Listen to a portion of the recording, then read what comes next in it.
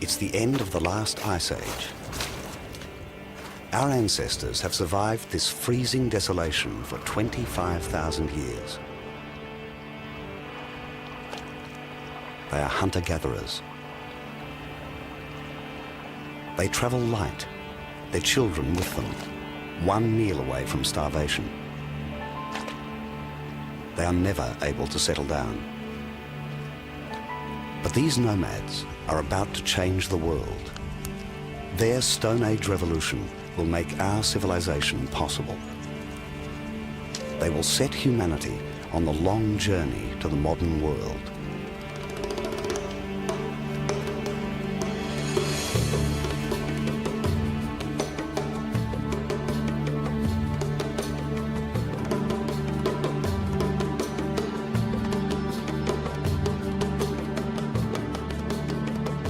Around 15,000 years ago, the climate began to change.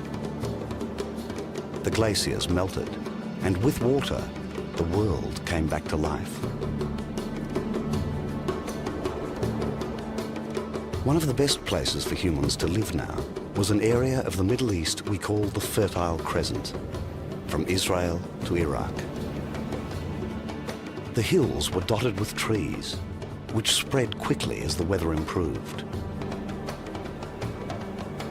The open woodlands were like a garden, supporting a new range of edible plants. Animals flourished on the uplands and fertile plains. It was a hunter-gatherer's paradise.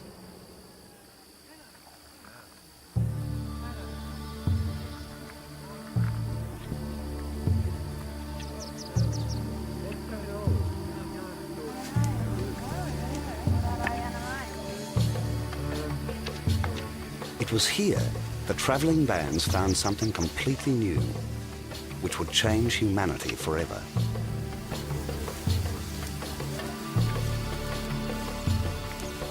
They discovered a huge family of plants, the grasses.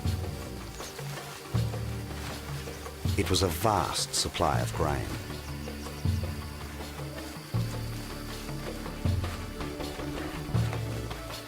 This was the spark which would make human progress possible.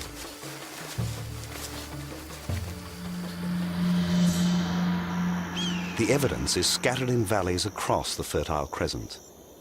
These people left no recorded language or stories. All the archaeologists can do is dig.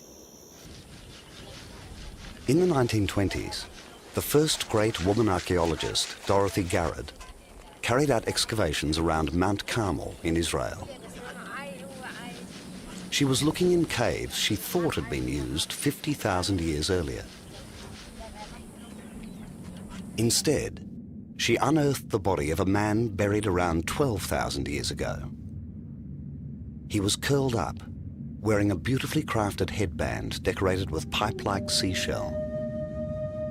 It was so distinctive, Garrod believed she had discovered a new people. She named them the Natufians.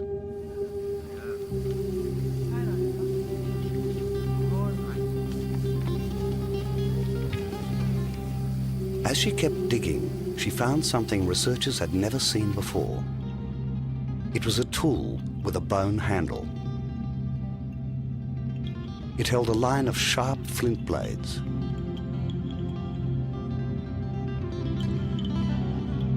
They were coated with a shiny residue, traces of a wild grass, an ancient form of wheat.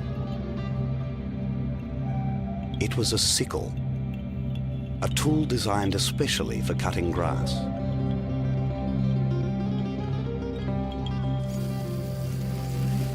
So Dorothy Garrod knew the Natufians were collecting the new grass foods in large quantities. At the same time each year, these ancient people would have found the ripening grass in huge areas. Many of them were not edible, but they managed to select all the useful species. Now they had barley and wheat.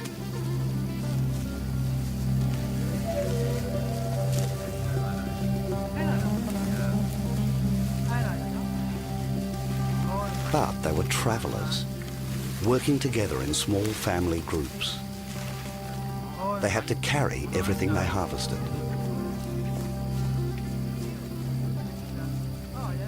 This burden would ultimately change their way of life.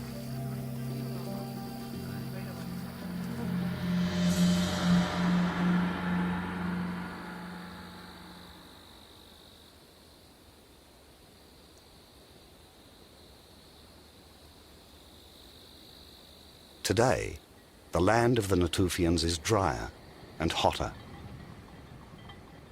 The past is waiting to be discovered just beneath a forbidding surface.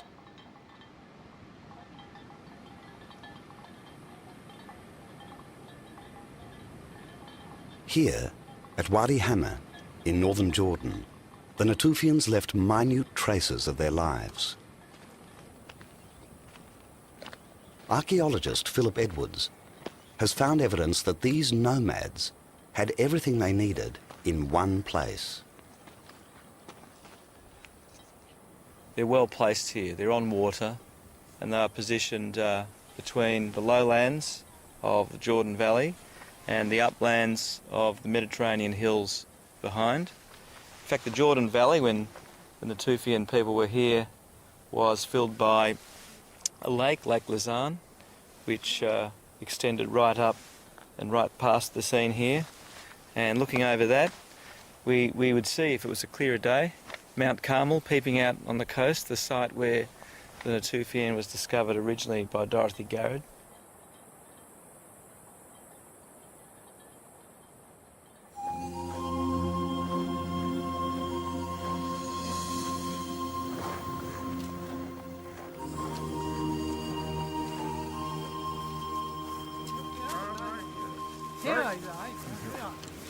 Archaeologists estimate there were no more than 1,000 families living in the whole of Israel and Jordan at the time. There was enough grain to feed them well, and it was all growing wild. Now, archaeologists have experimented in harvesting wild cereals in their natural area in the Middle East. And what they found is that one person harvesting for a period of about 3 weeks can produce enough food to feed a family of 4 for a whole year.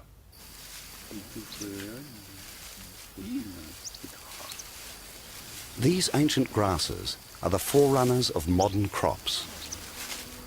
The grains discovered by the Natufians still feed more than half the world's population today. Of all the things they ate, grain was unique in one vital way. It did not decay. Keep it dry, and it lasts for decades. For the first time, they had food they could rely on for long periods of time.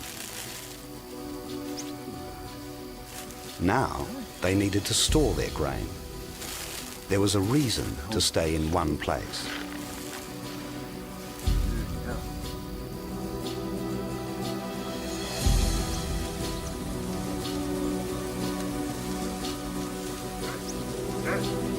This was the first time in the Middle East we know people built shelters to last from year to year. And they remained here from generation to generation down the centuries.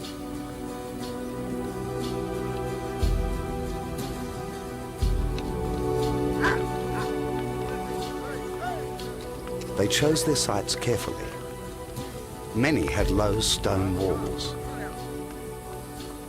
Their remains can be found all... They were not large, but the community itself was not large and estimated to be between 25 to 50 people. Inside, each hut had its own hearth, where food was cooked on hot stones.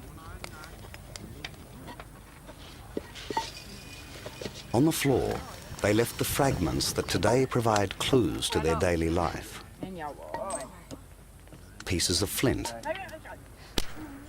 shavings of bone,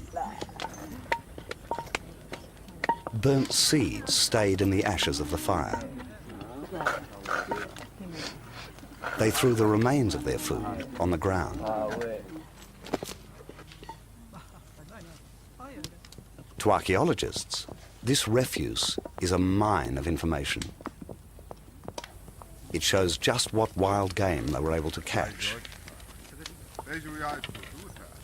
Their hunting expeditions were still vital to their diet. They are very eclectic foragers and hunters. Everything virtually that ran, swam, crawled or flew was eaten. So we've got gazelle, which was the mainstay generally of the Natufian repertoire. We've got aurochs or extinct wild cattle, goat. We have wolf, fox, crab, tortoise. We've got hare, cat, and then a whole range of birds. While the Natufians would hunt anything, they were adept at catching large animals out on the range. They probably used the bola, with 3 stones connected by cords and thrown together, or the slingshot. Both were difficult to aim and throw accurately.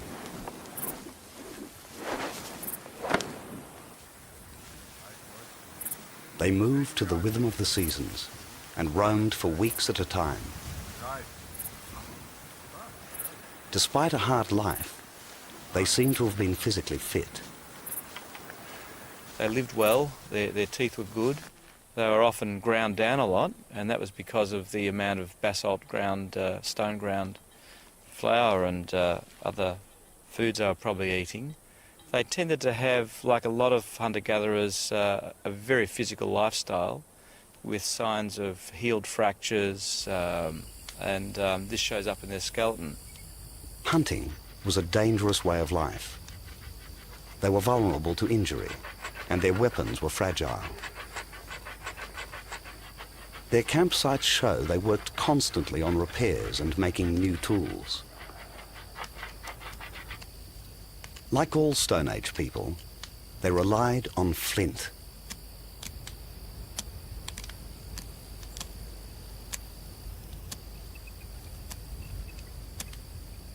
By splintering different stones in the right way, they created an amazing range of specialized blades and axes. They had their own toolkits, which were precious and vital for survival. We were digging out these houses in square metres, and every so often we'd come across an extraordinary set of tools just stacked up where they were, left 12,000 years ago.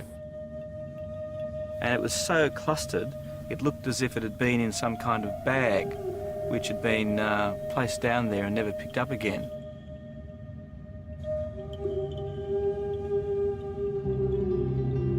In the bag were 7 smooth, round river stones, almost certainly for use in a slingshot.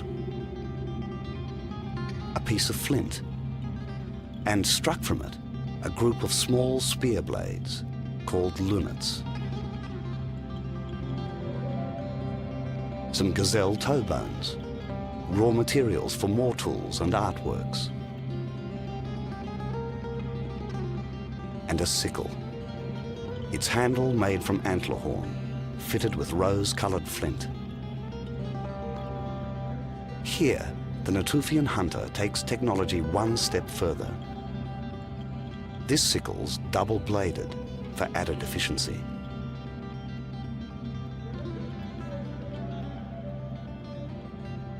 It was all of the things that characterised the Natufian way of hunting and gathering. The sickle for harvesting, the spearheads for hunting, the smooth stones, possibly sling stones, and then their preoccupation with ornaments made from the gazelle toe bones, which they made into beads. The Natufians had a unique feeling for decoration. They loved carving and carefully shaped their mortars and pestles.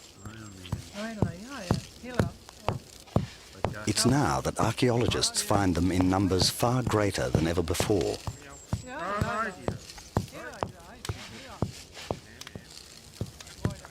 They may have traded their carvings for the hard mortar stone. These have had to be made out of a single large block of basalt. You can see the shape, almost perfectly circular, lovely beveled rims, beautiful footed stands, and even thicknesses of the vessels all the way through. There's been many hours of careful work put into producing these things, and doing so to, once again, a high aesthetic standard that goes perhaps beyond the immediate needs of a piece of rock to pound a pestle into to grind up seeds.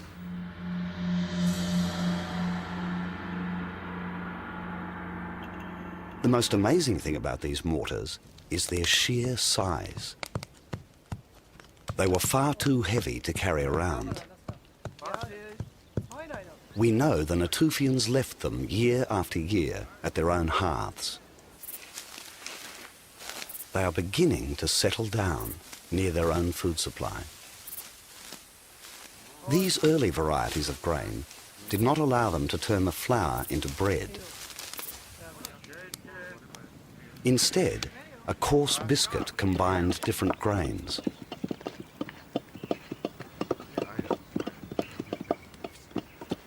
A kind of pancake was the ancestor of today's flatbread. Skilled processing meant their teeth were not worn away by the coarse grain.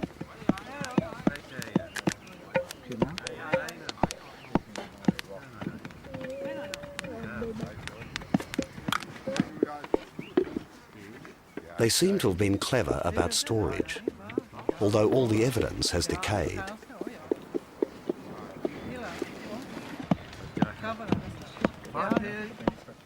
We know hollow gourds grew in the area, and they understood how to tan leather.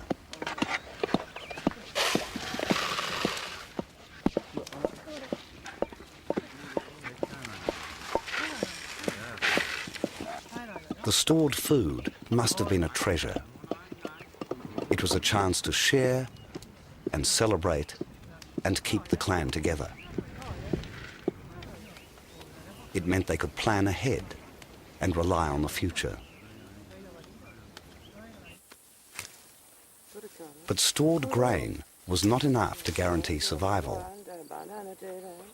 The Natufians needed to combine their grain with seasonal foods like berries and nuts.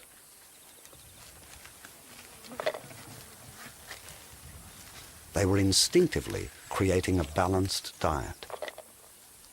Fruit and vegetables with meat and starch. Inadvertently, they were directing the future evolution of plants, choosing the best, the biggest, the sweetest to carry home.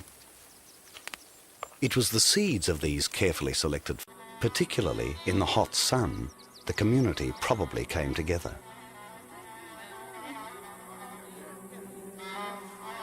Archaeologists guess it was an intensely shared world based on giving rather than individual wealth. We know nothing about their social structure. In modern hunter-gatherers, this is often extremely complex, regulating small groups that relied on each other with almost no privacy.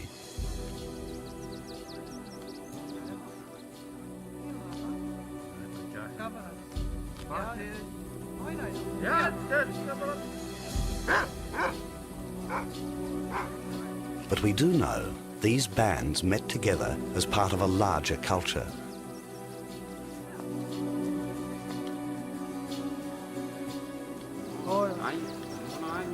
They traded or shared prized materials which helped to maintain a network of extended kin.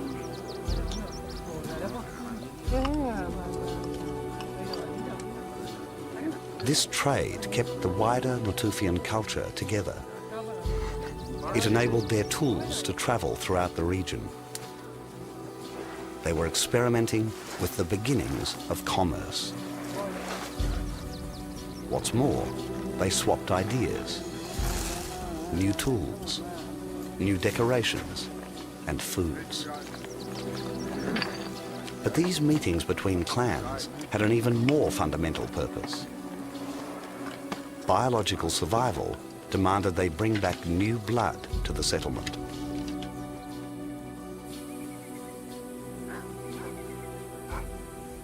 With permanent buildings, the Natufian world was changing.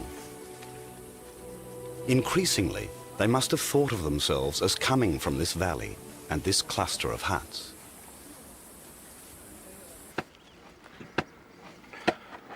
Their rituals and beliefs are gone, with hardly a trace of evidence. But we know they had a ceremony which linked the death of someone special to their home.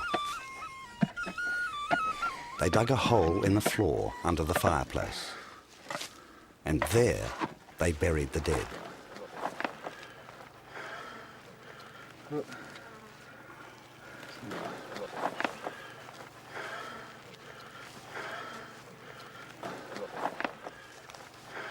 They made it a sacred place.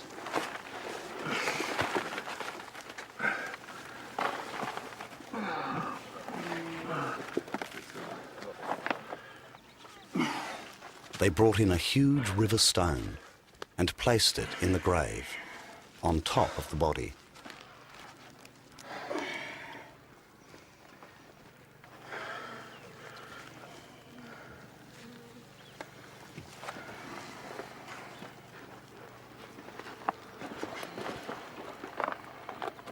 The grieving family added the kind of objects found in so many graves, the poignant treasures of daily life.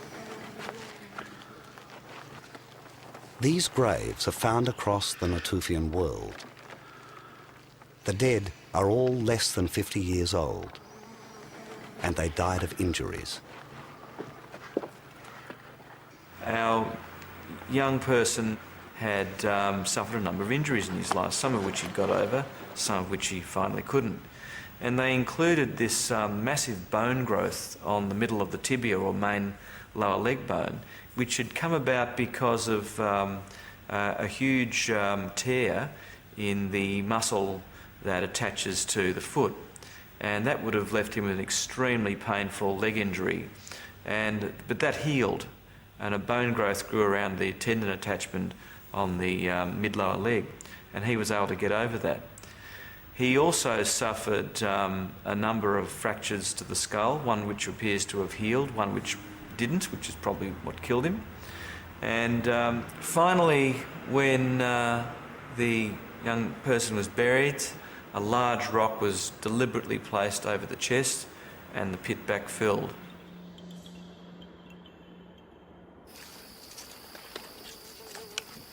With the dead buried under the foundations, the huts took on a new meaning.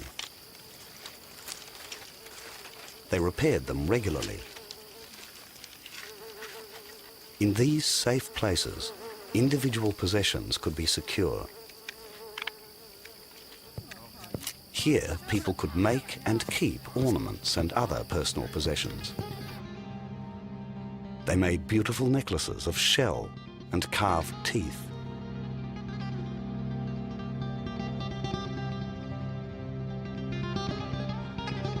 This stone carving is an animal with long horns. A small human figure made with a sense of humor.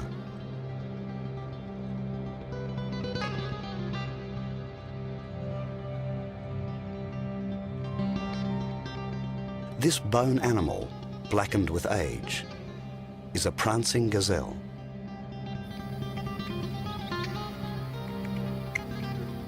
The Natufian way of life continued for 2,500 years. Then suddenly, in less than 10 years, it all came to an end. The glaciers returned to Europe, trapping the Earth's fresh water in ice.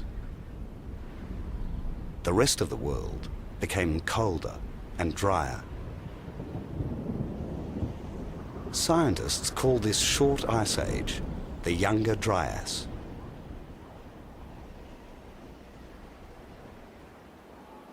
In the Middle East, there was a vast drought. A great famine spread over the land. It was an environmental catastrophe.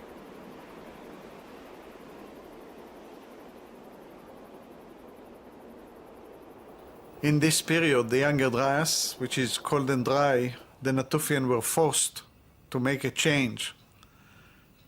They were forced to make a change because the environment changed, and as a result of the depletion of resources, the number of animals decreased, and the yields, the annual yields of the wild fields decreased as well. Under these circumstances, you have to change. The Natufians were forced to abandon their settlements forever.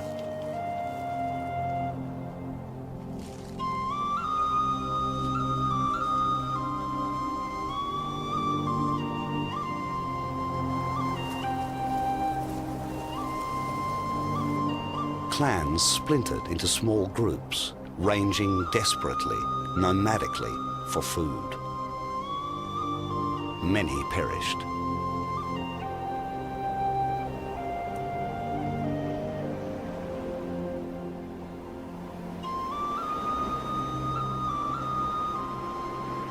It might have been like a sustained series of the worst droughts. The wild plant foods that these people relied upon just really weren't there anymore, and that it may have forced people back into a more mobile way of life, whereby they had to shift with the resources. And it seems to have broken up this period or this phase of formative villages in the Jordan Valley flanks and across the Galilee and into the Mount Carmel area. Then the Natufians were offered one slim chance of survival.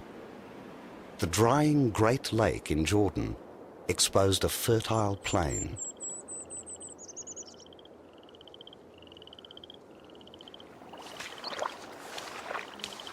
It was here, on the shores of today's Lake Galilee, that a few Natufian refugees attempted to survive. Water, high in the hills, fed just a handful of natural springs that kept this new land moist and fertile.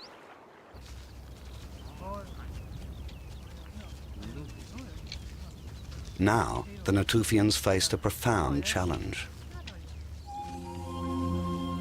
They had abundant water,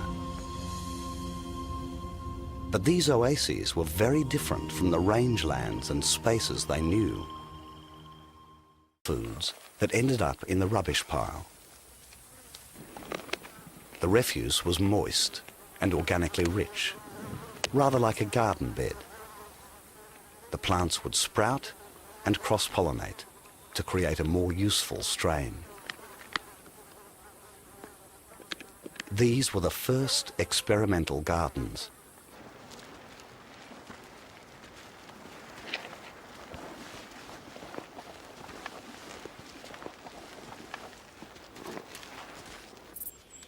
The Natufians were on the move all the time.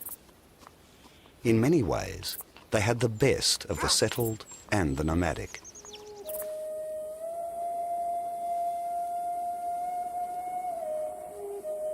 We know from hunter-gatherers still living today in Africa and Australia that the lifestyle created leisure.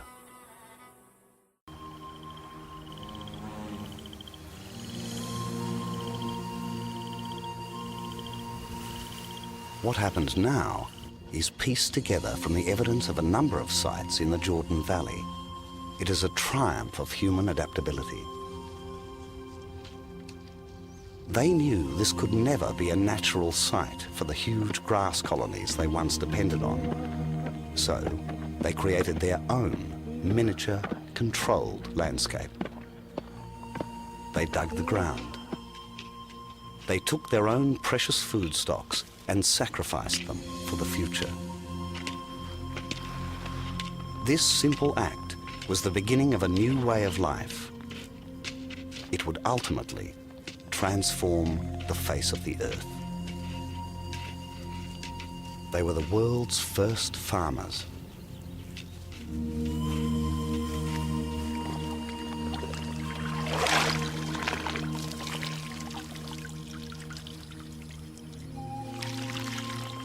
Late Natufian foragers had to adapt to new conditions their ancestors didn't recognize before, and they had two options in a way.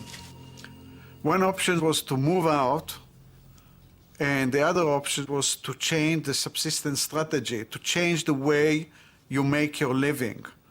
It seems that the option to move out to other places did not take place or didn't take room among these discussions within the Natufians, because you can imagine the people sitting there and saying moving north would mean conflict, war with other hunters-gatherers. Why don't we solve it in a different way? And I can easily imagine some of the old females telling them, hey guys, the best way is let's try and reseed our fields. Let's try and cultivate our own plants so we can stay in the same places without moving too far away. The drought lasted for over 1,000 years. But then, in less than a generation, the ice age of the Younger Dryas ended. The world became wetter and warmer. At last, the weather was regular and reliable. Now it was perfect for farming.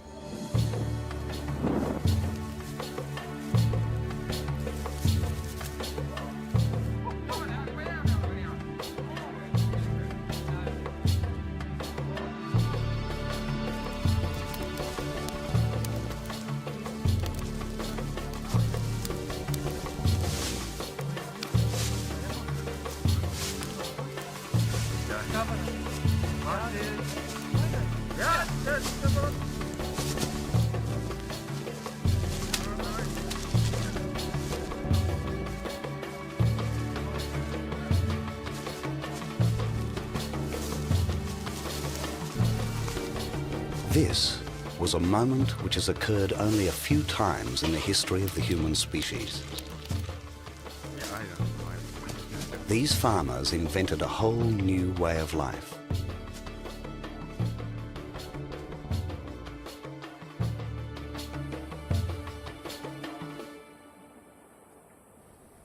"10,000 years later, the archaeologists are probing the desert for traces of early farming in the Fertile Crescent. But it's a vast landscape, and the hills are now much drier. They know the first farmers spread out as their way of life developed. So where did they go? Philip Edwards has been thinking like a first farmer. He tried to see the land as they did. At Zad 2, near the Dead Sea, the researchers got it right. Here are the precious remains of a farm. Just 3 huts in a very unlikely place. Now, the first thing that strikes us is, when we look around, is why here we have a particularly barren landscape, and this site is right in the middle of a treeless plain. Nothing grows here. They wouldn't have been able to rely on any rainfall here. This is probably equal to one of the driest places on Earth. The kind of useful plant foods we find here, barley, legumes, figs and pistachios, particularly the nuts, just could never have grown here. Instead, they would have grown wild in the surrounding hills. These foods were important, but they were very hard to reach. So what made the farmers choose Zad? Well, one good reason is that just a couple of kilometres away behind me is a natural spring, and that would have once flown right past the site and given a plentiful supply of water. Also, this erosion really wasn't here. The land would have been a much flatter plain. So what you did have here was a place to have water trained, maybe, into cultivated fields. That's arguable, but that's one of the best bets as to why people were here. In the rubble, the team discovered the vital proof of farming. They found the remains of burnt seeds in the fireplaces. Because there were so many, Edwards knew they must have been cultivated in the fields around the huts. So it's almost like this could be even maybe a kind of gardener's or gardening station. Yeah, set out here to do that kind of work. By measuring the seeds sifted from this dirt, the scientists discovered something quite extraordinary. The seeds are bigger than wild varieties. It told them the barley had developed a cultivated strain. Without knowing it, these early farmers at Zad were taking charge of evolution. They were mimicking natural selection and creating the first domesticated varieties. One way in which the first cultivators may have selected would be by taking plants, which may have come from quite a long way away, and planting them and building up a population. Now they would choose, for example, a type of wheat which had a particularly large grain, which would give a high yield, or a barley which had, I don't know, a nice taste or something like that, and they bring these in and build up the population. Early gardeners began influencing the shape, size and structure of the grain, what scientists call their morphology. Over time, they made it much easier to harvest. The main difference between domesticated cereals and wild cereals is in the morphology of the ear. Wild cereals lose their grains at maturity, they fall to the ground. In the domesticated cereals, the ear stays intact. And in fact, it waits for the harvester to come along and gather them. Cereal grains took many hundreds of years to change from their old, smaller ancestors to the bulging heads we recognize today.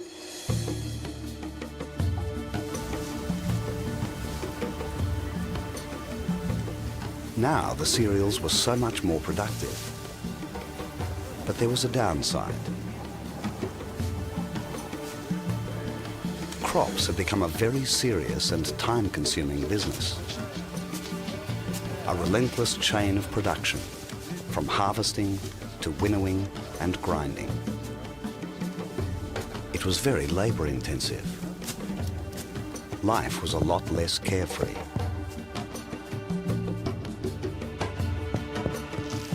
Storage had become a large enterprise.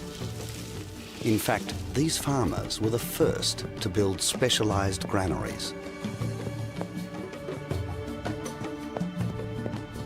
This new farming lifestyle came at a cost. In early farming burials, archaeologists have found knee and shoulder bones that are heavily deformed. Strain injuries caused by the business of grain processing.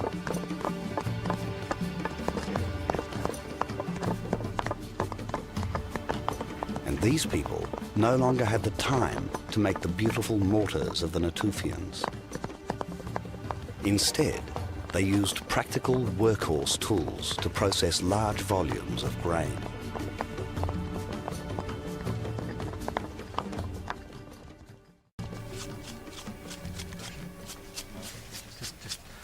Well, this is a typical cup-hole mortar. It's just basically a slab of basalt. People just get a pestle and start grinding wheat or barley, such as you see here. Start making a impression in the rock, and gradually that gets deeper and deeper through use, so that they're making the thing as they're using it. And eventually, as you see, they start another one when it gets too deep and unwieldy to use.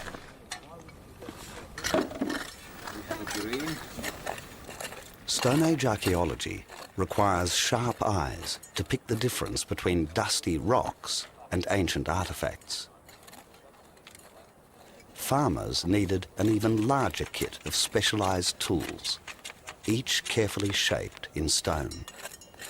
This is a small pick, and this is an axe, for example. And this is small adze. This is a large size axe. As you can see, they vary their shape and size. And this is on limestone, axe on limestone. These are flint. The first farmers still relied on hunting. The country around Zad was arid, and game was becoming scarce.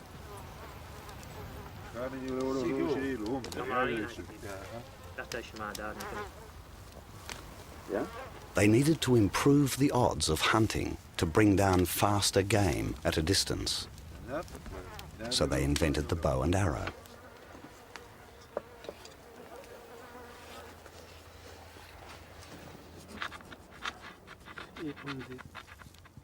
Perhaps they used it in human conflict, but there's not enough evidence to tell.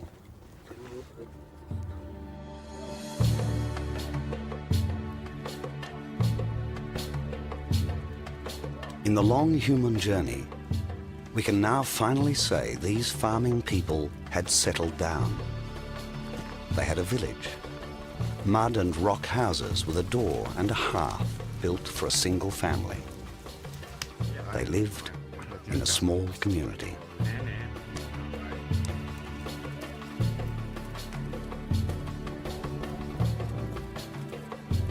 These are the remains of the first proper houses we find anywhere in the world.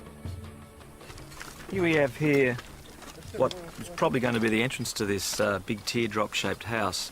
The walls are more or less continuous all the way around, and yet here we have a clear break. So this may be where people came in.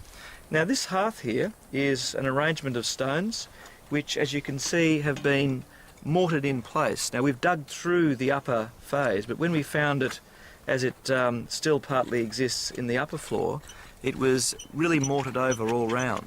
It's clearly been set on the lower floor and been used through successive build-up of floors. But they're large houses. This is six metres in its major axis, and it's beautifully made with limestone mortared into place with some kind of local lime mortar. They treated these huts as homes. Each year they burnt the roofs to get rid of the bugs. The floors were levelled and remade. Like their Natufian forebears, they buried their dead under the floor.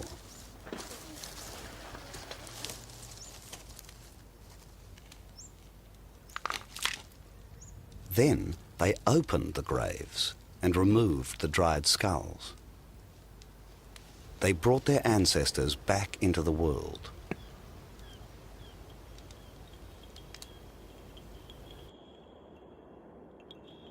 The skull remained undisturbed in this position until it was excavated by the team at Zad.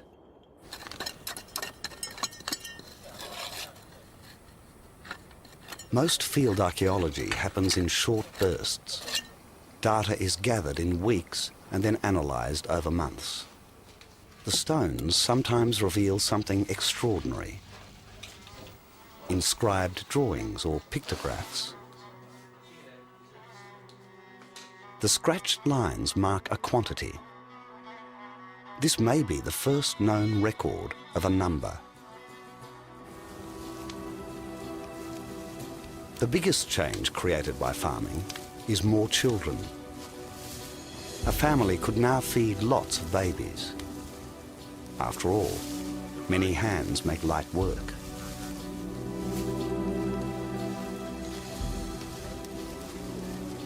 For hunter-gatherers, it was just the opposite. They had to carry their small children on long treks. They had no more than they could manage. Now, farming families could support several generations to give the community a storehouse of wisdom. The trouble is, the farmers were on a treadmill. Once they began growing their own food, there was no way of going back, because even if you are unsuccessful, you still have some surplus. And when you learn how to keep a surplus, because you need to sow the seeds next year. So basically, you cannot stop farming. You can erase some of farming lands when you have a series of droughts and people will migrate to another place. But what is inherent in an agricultural society is the number of kids, that with this kind of food, you have an increasing number of kids. Inevitably, populations grew.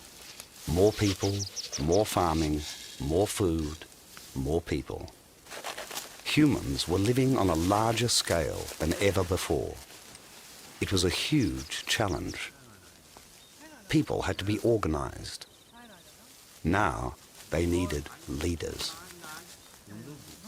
Once you have one biological viable entity living in one village, say 300-400 people living in the village, which means about, say, 100 families, and they don't move, there is naturally someone is going to become a chief, right? So you have the beginning of the emergence of social institutions, having the elders and maybe having a chief, maybe a shaman and so on. At Jef al-Ahmar in Syria, archaeologists uncovered a much larger settlement. In the middle of the ruins, they found a building too large to be a house. Instead, it was used to store large amounts of grain.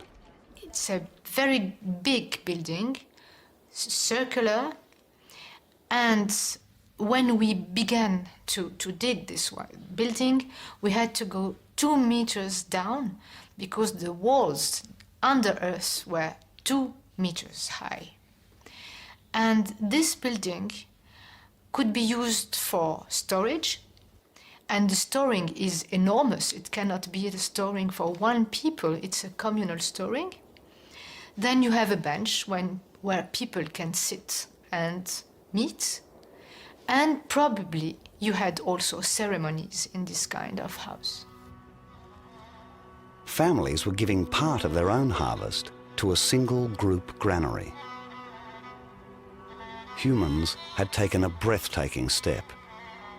Our families and clans were united into large organized communities. We were now living in societies with leaders.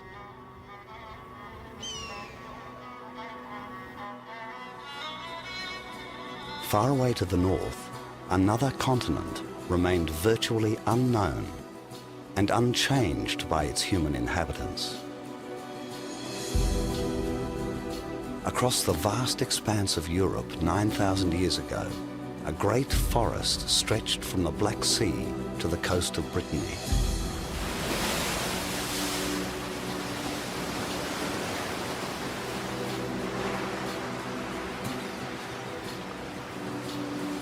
Here, people still lived as they always had, hunting and gathering wild food, moving from place to place. Eventually, the revolution that began in the Fertile Crescent would spread across the rest of the world. Nearly all our ancestors would take up farming. But for most, it would not happen for many thousands of years.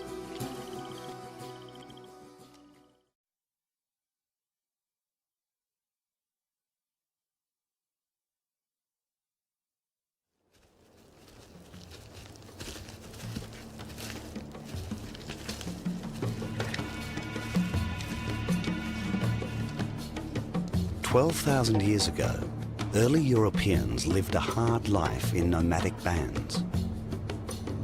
It was a way of life that had lasted for 100,000 years.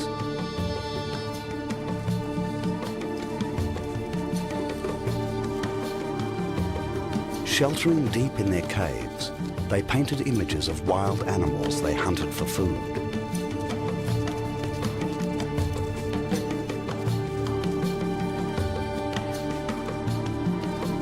For hundreds of generations, they had followed the herds, depending on them for survival.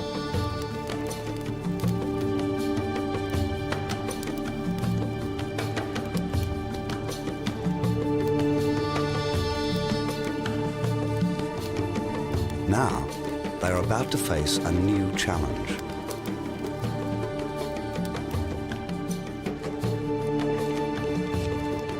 They will confront a different people from a different world. It will change them and all human life forever.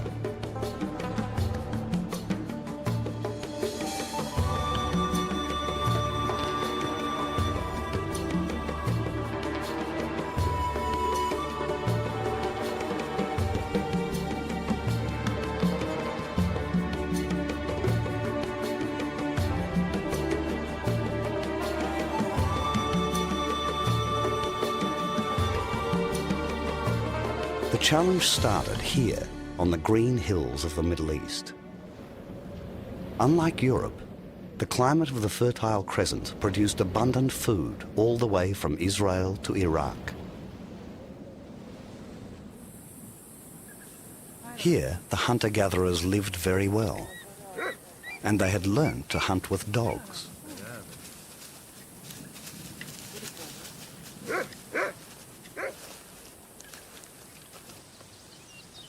Dogs have been sitting in the sun with people for at least 12,000 years.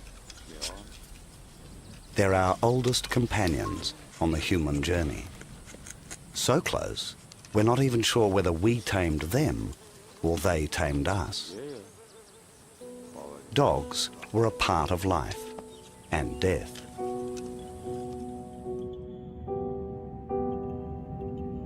Inside a hut at Ain Malacha in Israel, archaeologists found a woman buried 11,000 years ago under the floor. Beside her head was a puppy.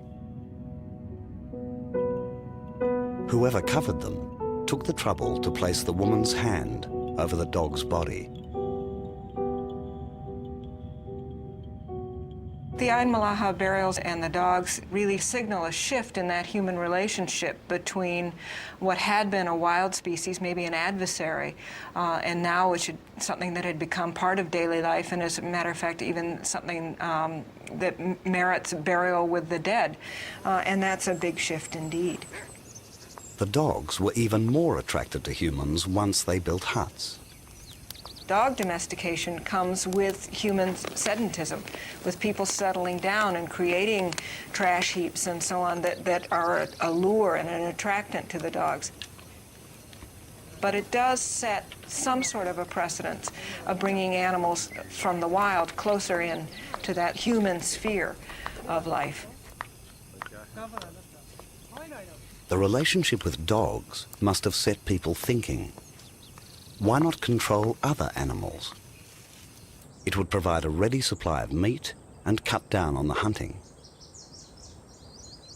But it took a crisis to push them forwards. The Middle East was hit with over 1,000 years of drought. It was caused by a short ice age called the Younger Dryas, which brought glaciers to Europe and famine to the Fertile Crescent.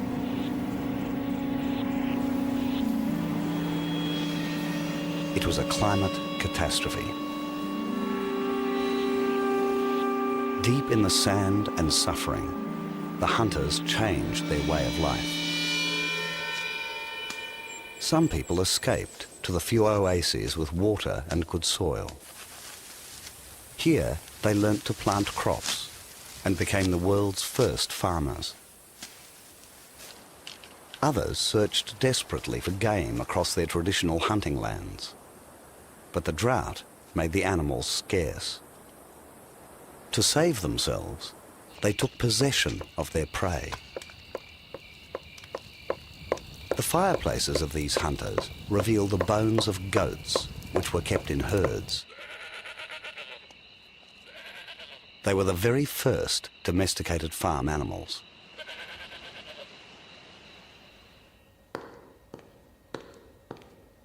Archaeologist Melinda Zada is tracking the way goats changed as they were domesticated. Her evidence comes from a huge collection of bones gathered from across the entire Middle East. The changes are most obvious in the horns. You can see on this big guy here from the highlands of Iran, a wild Bezor goat. He's got a very large horn. It's sharply keeled. It's rounded in its sort of profile here. And it goes back in what they call a scimitar shape. And this is very distinctive of the wild goat. It's quite different from what we see in this fellow here, this domestic goat, where the horn is now flattened on the inside, it's twisted, and obviously it's quite a bit smaller. Now the reason for that is that in the wild, this kind of a horn gives the males a competitive advantage in competing for females. In the domestic situation, the males aren't competing for females, but the herder is selecting who breeds with whom. So there's really no need for this large equipment. Today in the Middle East, people are still herding goats in the same way. The first herders selected smaller and less aggressive animals, removing the very trays the animals needed to survive in the wild. In return, the herders provided food and protection.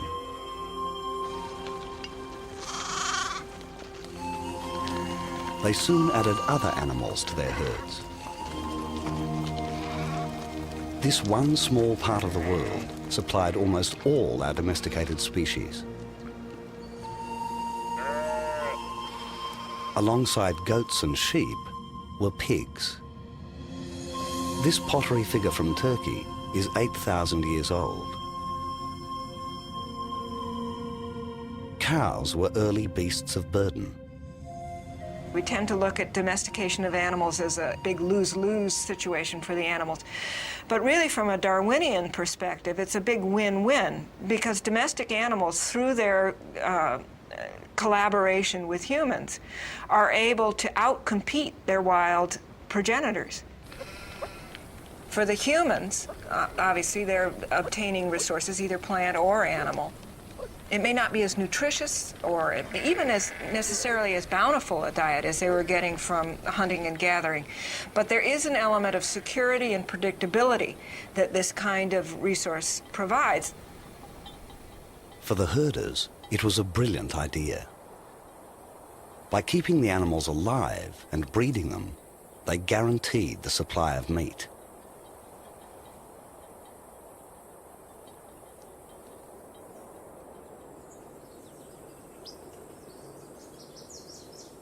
The long drought of the Ice Age ended around 11,500 years ago. The world came back to life.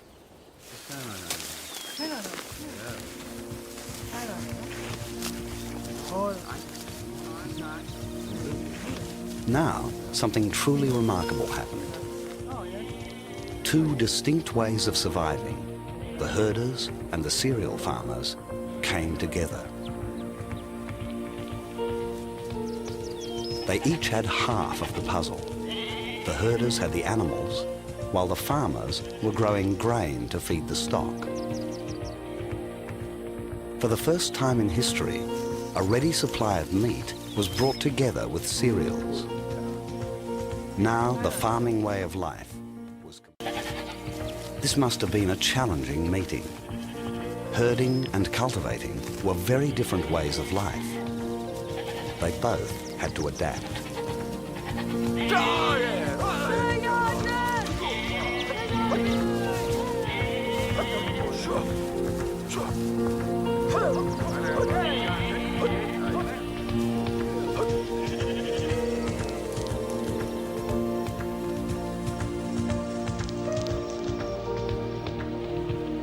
Not all communities took up this new way of life. Some hill villages stayed with grain, but left no evidence of animal herding. By comparing sites, archaeologists can see the remarkable difference animals soon made to farming life. Below the huts, in the valley, was a community which was much larger and more prosperous. The difference here was made by the humble goat. These animals were really the catalyst for urban life as we know it today. People came together in large communities. Extended families could work together. They were now secure and could plan for the future. Reliable grain and regular meat.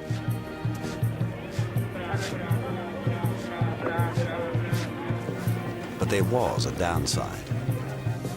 People and animals were crammed together. They created hygiene problems and new diseases.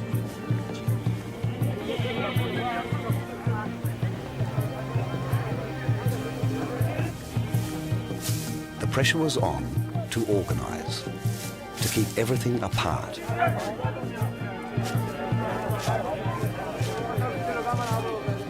To do that, they needed new towns built in a new way. They began to spread down the valleys of Jordan as the population increased. There's a transformation that's taking place, and you're beginning to get many more settlements than there were before. So quite clearly there's an expanding population, completely reliant on agriculture. They're then moving away from the places which suited them as hunter-gatherers or part hunter-gatherers and settling down in the major areas of plains. Archaeologists are picking over the ruins stone by stone, tracking the evolution of architecture. The foundations reveal the very earliest building, reconstructed as a simple round house like this. The walls in the original were made from stones dragged from the riverbeds. Beneath these modern desert villages are the very first examples of the building methods still used today. They are separated by 5 meters of rubble and 9,000 years. Here, the builders discovered that the walls of rectangular rooms are stronger than circular ones, so they learnt to make straight walls and corners. 4,000 years before the pyramids, they used stone chisels to shape windows and doorways.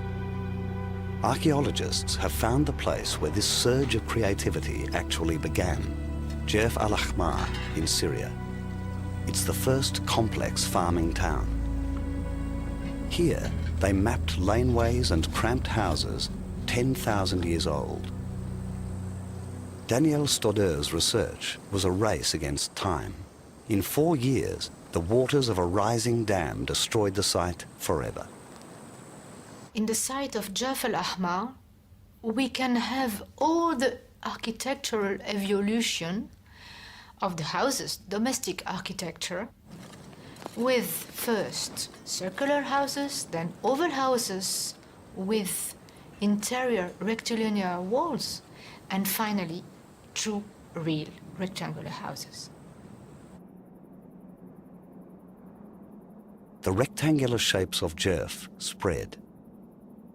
New villages grew with the new ideas. Mohammed Najjar has been excavating a village which shows just how sophisticated these Stone Age architects were.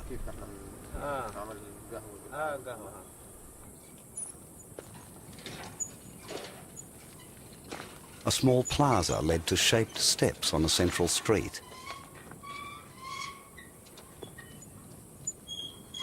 Doorways opened to family houses on each side.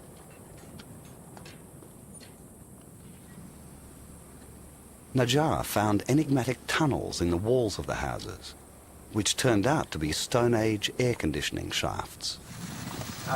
There is a shaft coming through the wall and opening at the floor level, so it's empty from outside.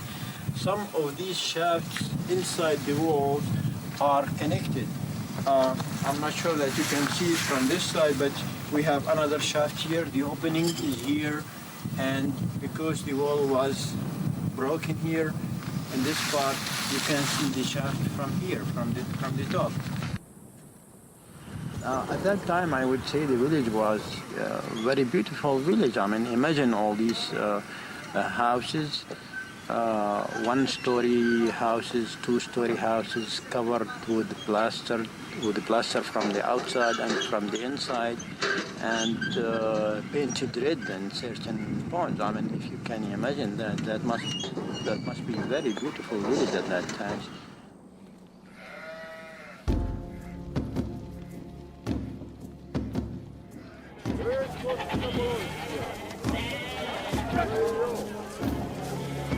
These new villages bustled with life. They had plenty of food. Now some people could be freed from the grind of farming. They developed their talents into specialized jobs. knife makers collected special rose-coloured flint for their finest blades.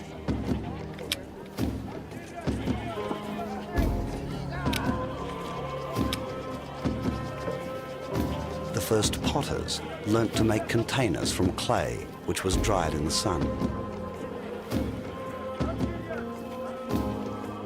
Archaeologists have found the remains of baskets intended for trade. Some were sealed with a lining made with clay or bitumen.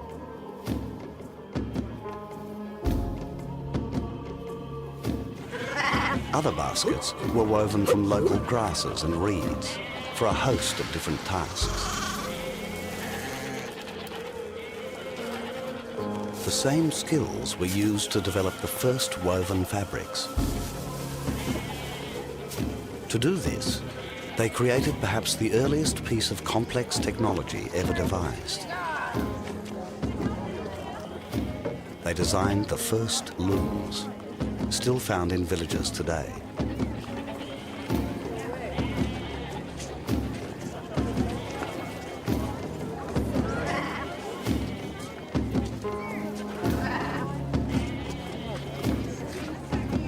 They developed a soft cloth from native flax and made linen.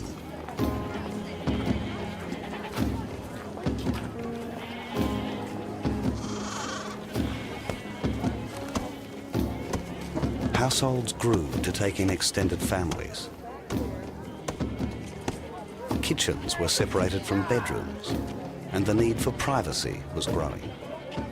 The architecture goes way beyond what you need just for simple shelter. People are using architecture, just like modern architects use architecture, to express ideas about not just form and volume and so forth, but about how the world is and how we should live in it and how we relate to that world. They're creating an artificial built environment. They paid as much attention to the beauty of their domestic objects.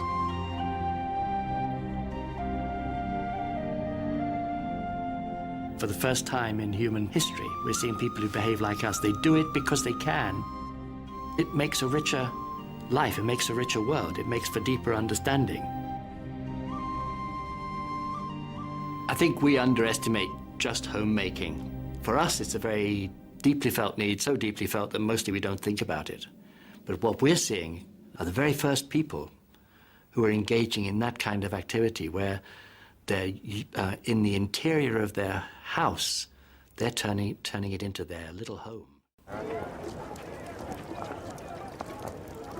9,000 years ago, they invented the first artificial building material. Smooth, clean, and waterproof, it was instantly popular. Plaster. I don't think it's entirely utilitarian or functional. It's to do with ideas of home as opposed to just having a house to live in. It's making a place which has all sorts of formal and symbolic values attached to it, just indeed as the houses we live in have all sorts of ways, keys which tell you how you should behave in this room. Shall we eat in the kitchen? Very informal. Let's have supper in the dining room, and it's quite different.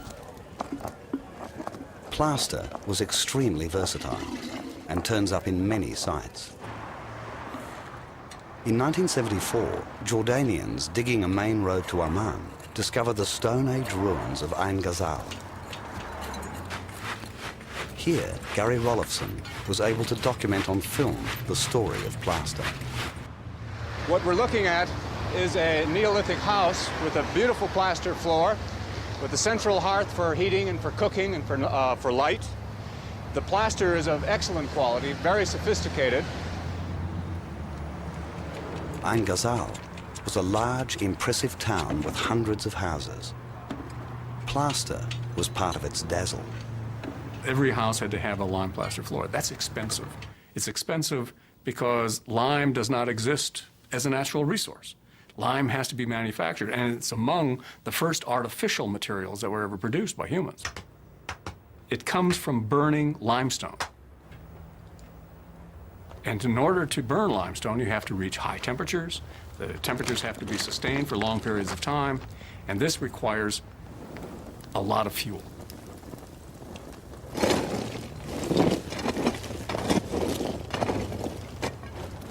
Every time that you make a floor at these 50 square meter houses, we figure that you're using at least 6 trees.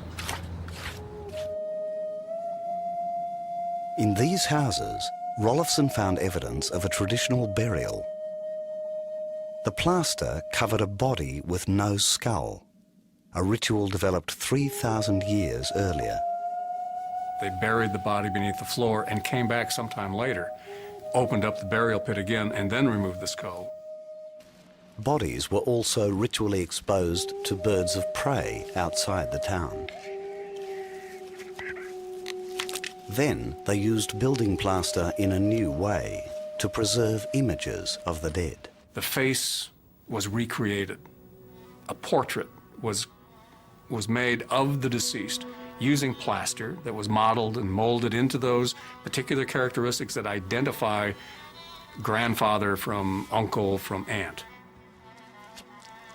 It's an ancestor veneration cult, if you will, that we have a sequence of these people who are being selected in order to establish this connection with the past, this connection with the land, and perhaps then the connection with the house.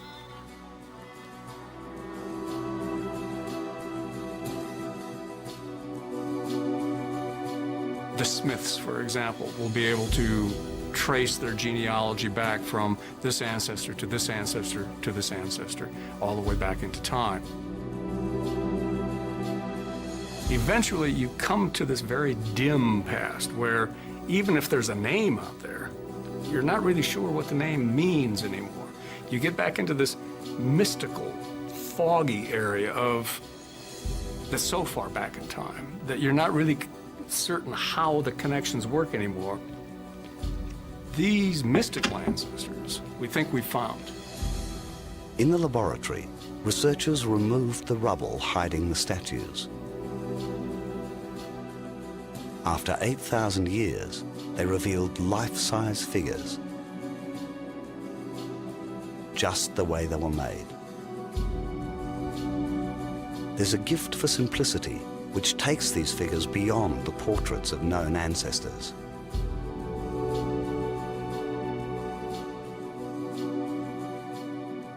Instead of being the real ancestors, we think they're the mythical ancestors of the people who lived at Ain Ghazal, if not in the entire region. We see at least 3 pairs of statues that have 2 heads. We already have the symbolism involved of the statues representing mythical ancestors altogether. What we're beginning to see is that we have the Ain Ghazal Smiths and the Jericho Smiths being represented in the same body. So we have 2 parts of the same line coming together symbolically. These figures are tied into the spiritual life of the early farmers. The evidence for their religion is pieced together from fragments scattered across the region. The origins of the puzzle are found at Jerf al-Akmar. In the middle of the town, Daniel Stodeur found a completely unexpected building. It was much larger, not a house, but something else. Massive wild cattle horns were found lying where they'd fallen from the wall. Upturned headless humans were carved into a continuous bench. Watching over them were the rearing figures of vultures. This is the earliest known public building. Townspeople could gather together under one roof. After 700 years of use, something terrible happened.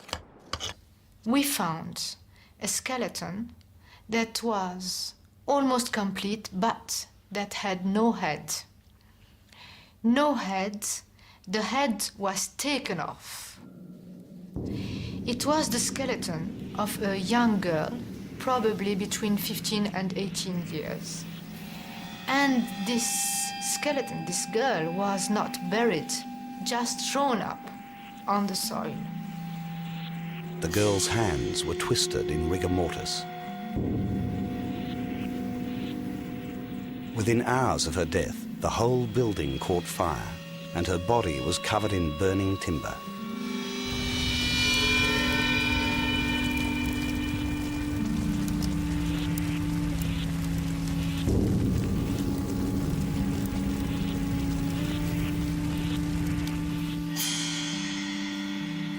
It was a violent end for a mysterious place. They're not normal houses, they're not meeting rooms for political debate, they're some kind of special building in which some kind of special activities go on. So I think you probably have to think in terms of religious activity, religious belief systems operating at all sorts of different levels. People were coming together to worship. They left small stone tokens with intricate designs. Their meaning remains unknown.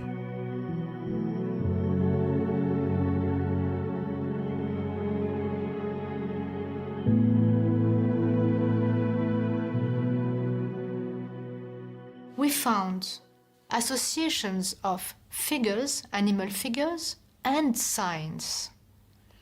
You can see, for example, here that you have a fox, a kind of snake, undulated lines, and here, if I turn it, you have a vulture. These combinations of figures tell a story, a myth, associating death and the vulture, death and the bird of prey. Big birds of prey are taking with them, up in the air, bodies, human bodies without heads. These images of death occur all across the region. Vultures swoop on bodies, taking off the heads. Centuries later, they spread as far as Göbekli Tepe, 800 kilometers away in Turkey. Archaeologists are slowly digging away an entire hill. They're finding groups of standing stones, twice human height. They're beautifully carved with symbolic figures. The bull, the lion, the snake, and the fox. The archaeologists puzzled over the function of these huge columns. They could not hold up a roof. The heights are different. They now believe these columns are an ancient ritual platform where the dead were exposed to vultures and the bones eaten clean.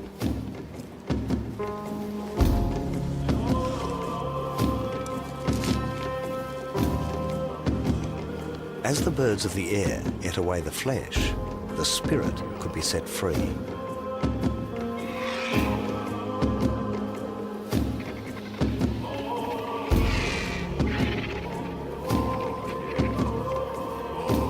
Here, for the first time, religion became a huge public drama.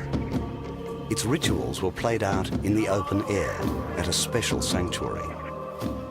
There seems to be no settlement. This must be some kind of central ritual place for a number of surrounding communities. And that suggests that communities really are networking, that whatever they're doing in their own community, they're coming together with people from all sorts of other communities to use one central site which they share. The journey from first farming to a shared religion took 1,000 years. Now, it was time to move on. Once you've got the whole package, then population's beginning to take a real kick upwards. And then you need more territory. So you're beginning to get groups colonizing new land.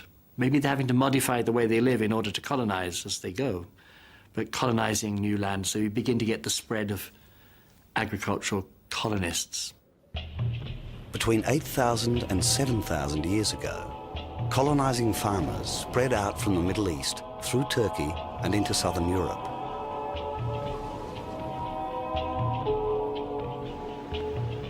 The journeys were pioneered by traders who made sea voyages in small boats.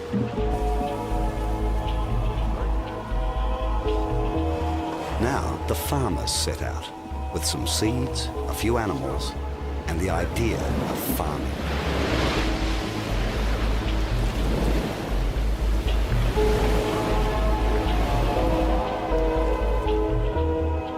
They found a vast continent. They faced the challenge of a new landscape and a new climate. The forest was impenetrable, so they moved up the major rivers.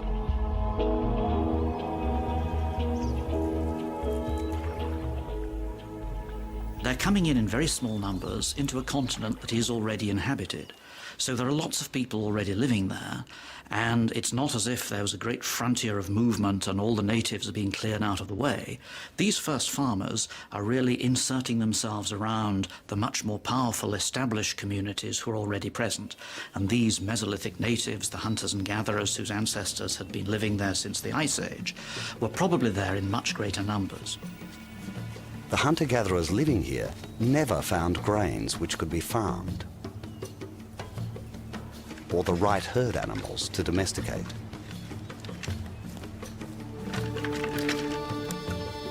The shift to farming just hadn't been possible.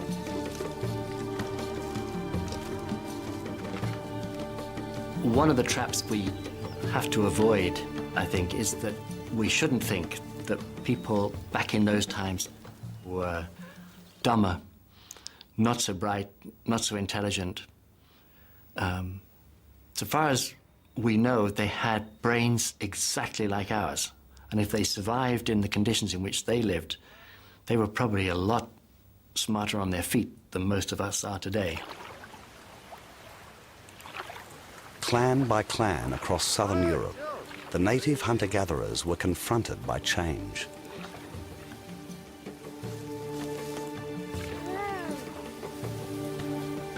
By 7,000 years ago, the travellers were in contact with fishing people at Lepenski Vir in Slovakia. Here, archaeologists can see how the hunter-gatherers and farmers confronted the challenge. They would meet together to trade. The hunter-gatherers offered horn and furs.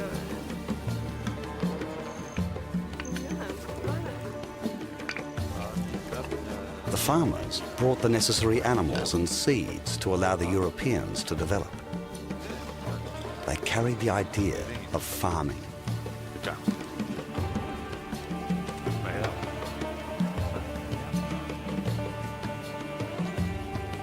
Two ways of life were coming together, transferring knowledge and forming bonds.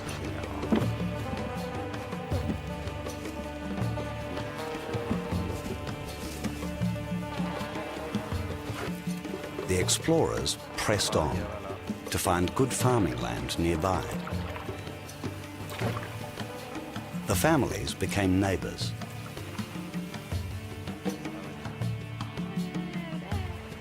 The hunter-gatherers would soon become farmers. When we say farming, let's be very clear what is moving into Europe at this time, because the image of farmers is one that has many contemporary resonances which are really quite irrelevant. These are simple peasants who are using only a basic range of crops.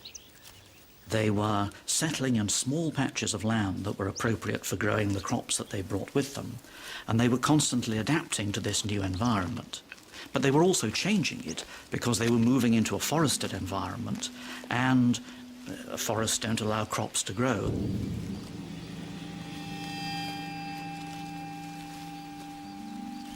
To the early farmers, the forest must have been a fearful place. It was easy to get lost. There were bears and wolves. Perhaps the forest had its own spirits.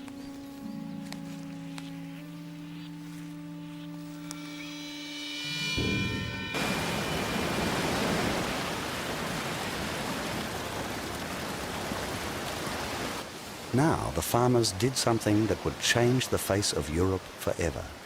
They began to systematically clear the forest. They needed to let in the sun.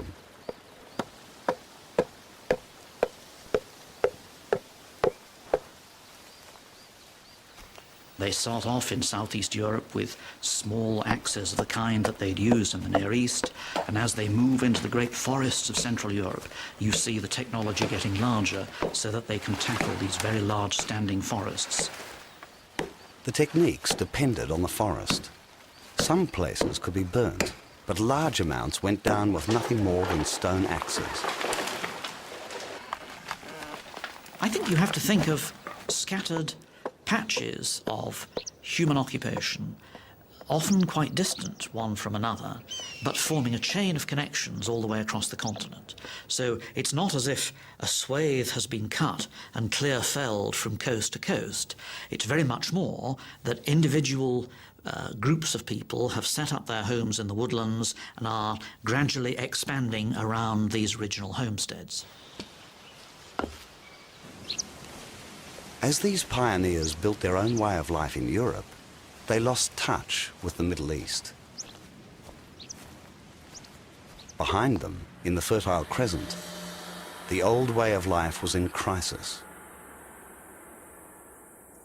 Over 2,000 years, villages had slowly changed the land. Before villages got established, there was very little human impact on the environment at all. People were moving around. They didn't stay in one place for very long. They didn't have the opportunity to impact the environment. But now, as people are settled in one place, the impacts they do have can build on each other. And they can continue to affect the environment generation after generation after generation. At Ain Ghazal, Rolofson found evidence of the crisis in the wooden posts that held up their roofs.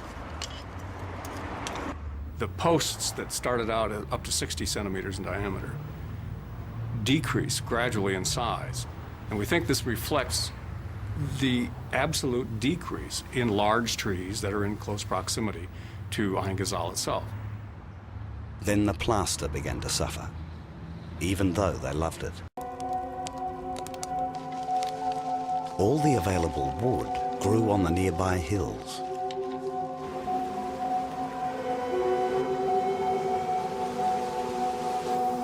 Slowly, it became harder and harder to reach. Eventually, the supply could not keep up.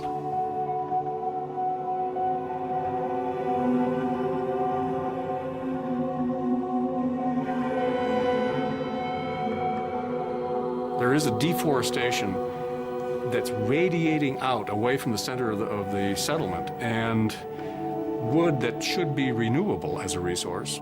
But now we come into this problem with goats. One of the things that goats love are brush, and probably the sweetest brush there is a sapling or seedling. And so this is a irreversible deforestation. As long as you keep goats around there, those trees are never going to grow back.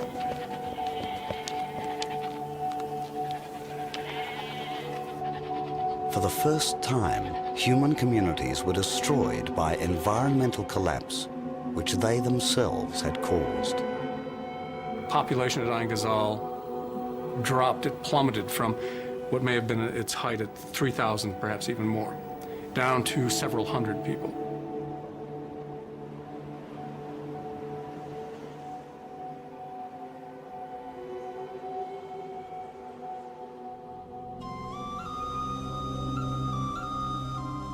Towns like Ain Ghazal were finally abandoned. The archaeological record almost disappears after 2,500 years of settlement. Many of the survivors were forced to become nomadic herders ranging across the exposed highlands.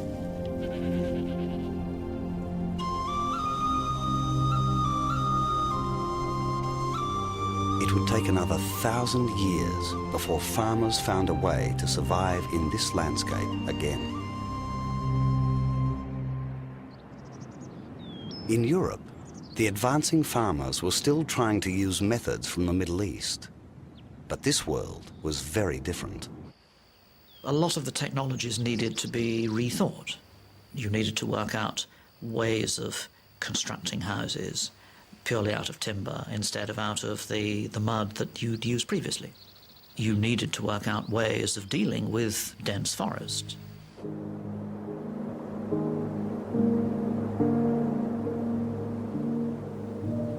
As they moved north, they moved into a European climate. The seasons were much more extreme.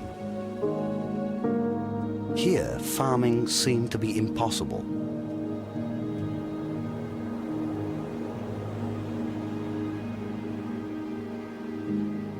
For 1,000 years, they had no answer to winter. They could go no further.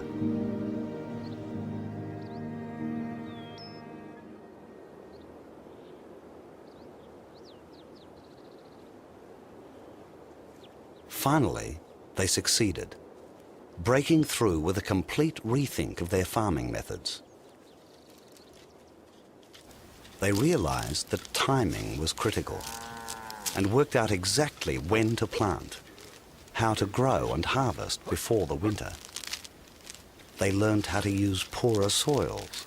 So now farming is spreading to a whole range of soils which are not so productive, and therefore you need to clear more and more and more of the woodland in order to get the same sorts of yield from these poorer soils.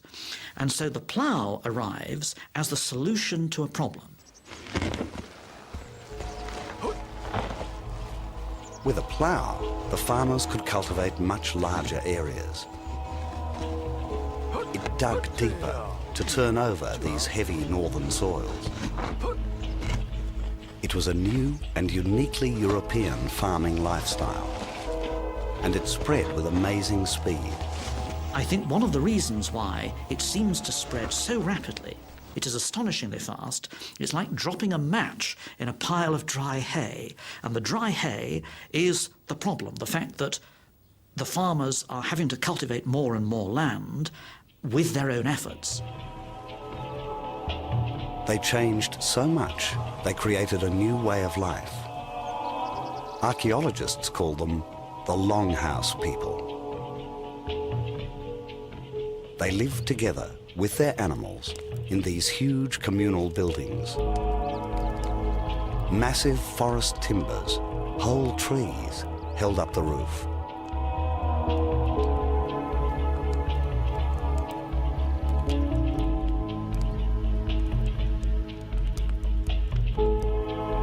Their possessions revealed a new kind of conformity. They all used one kind of axe. They had one style of pottery incised with lines.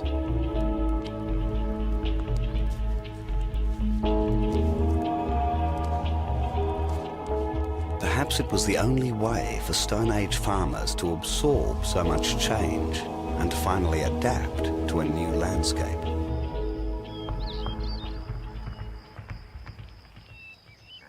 It was these Longhouse people who perfected the use of the most European of farm animals, the dairy cow.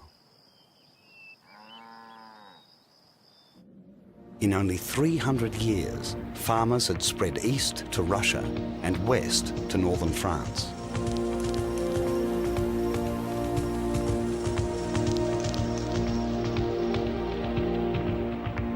The continent was dotted with cleared fields. The face of Europe had changed forever.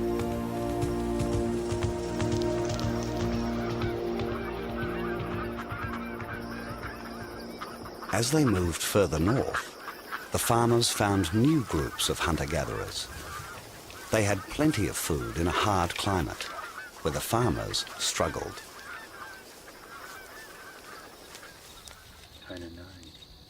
These northern people had studied their world for 5,000 years.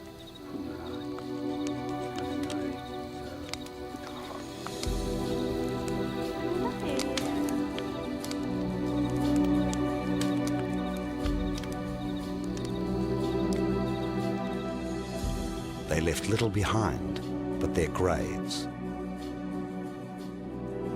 In Denmark, at Vedbæk, is a cemetery with 25 bodies. They lie on the antlers of deer.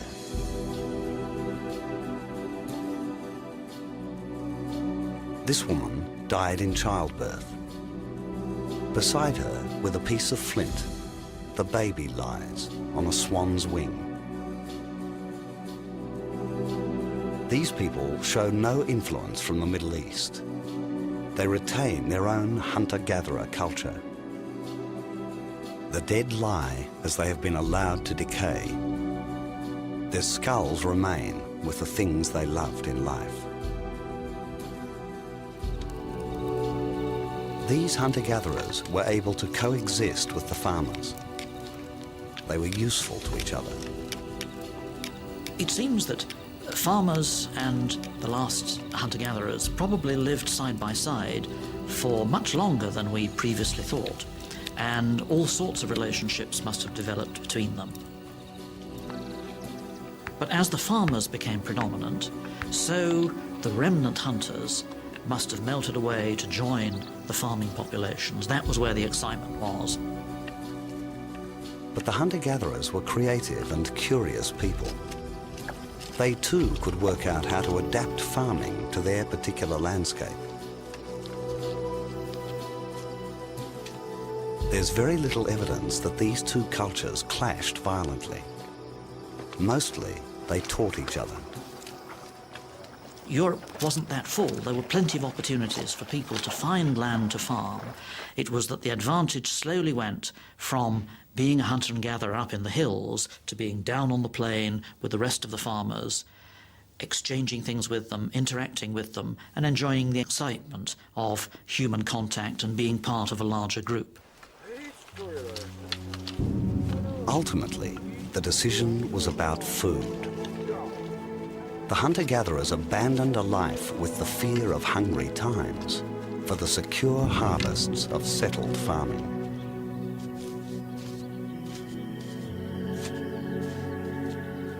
In fusing, farmer and hunter created the culture which started our Western way of life. Here, each person was laid to rest with the bones of their ancestors. They were part of the whole, united in death. It's the creation of another world inside a little hill. It's almost like fairies, where you bury your ancestors. And the ancestors are in a different world, and often you approach them through a long passage. And this is why these things are often called passage graves or passage tombs. Sometimes the passage is aligned on a shaft of sunlight of the rising sun at a particular time of year, one of the solstices. So these are probably things where rituals take place, particularly at these critical times of year. The ossuaries, the place where the bones are kept, is a separate chamber approached by this long passage.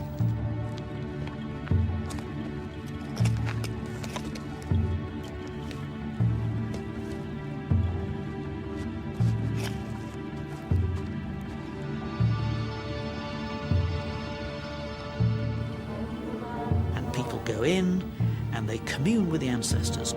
So you mustn't think of these just as a repository of bones. They are places of active worship. In a sense, tomb is the wrong word to use.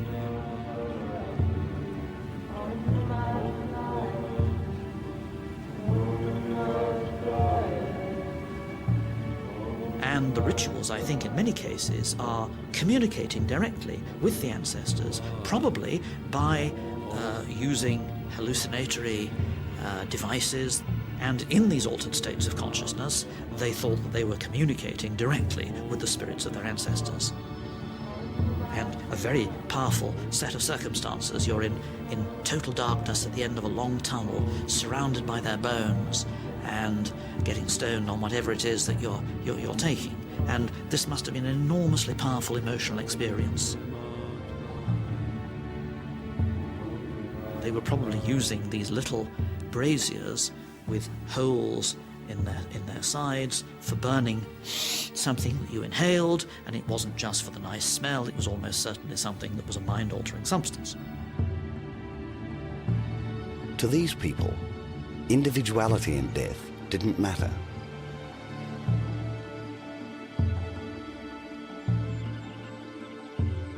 It all came to an end, and there are no surviving members of this tradition. People just don't do it anymore. It was a magnificent experiment, and then it was over.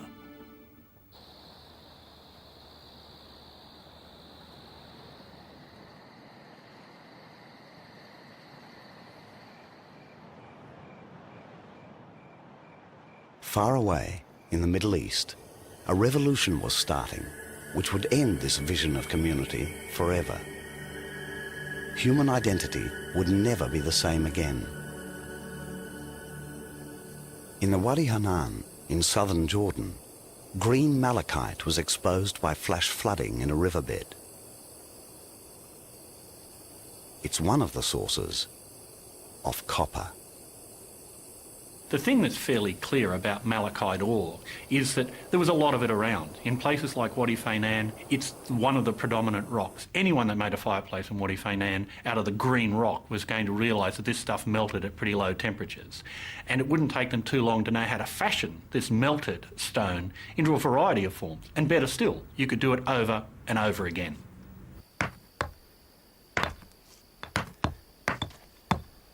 The miners were inspired by the colour. They ground it into beads for jewellery without smelting it. But they had customers from the other side of the Dead Sea who wanted huge quantities. They had a monopoly, that is, the people living in the Beersheba Valley, about 150 kilometers from here over there, on metal production, i.e. they would send their miners, their traders over here to procure the ore, to mine the ore, and then put it on the donkeys and sort of schlep it back across the desert to the Beersheba Valley.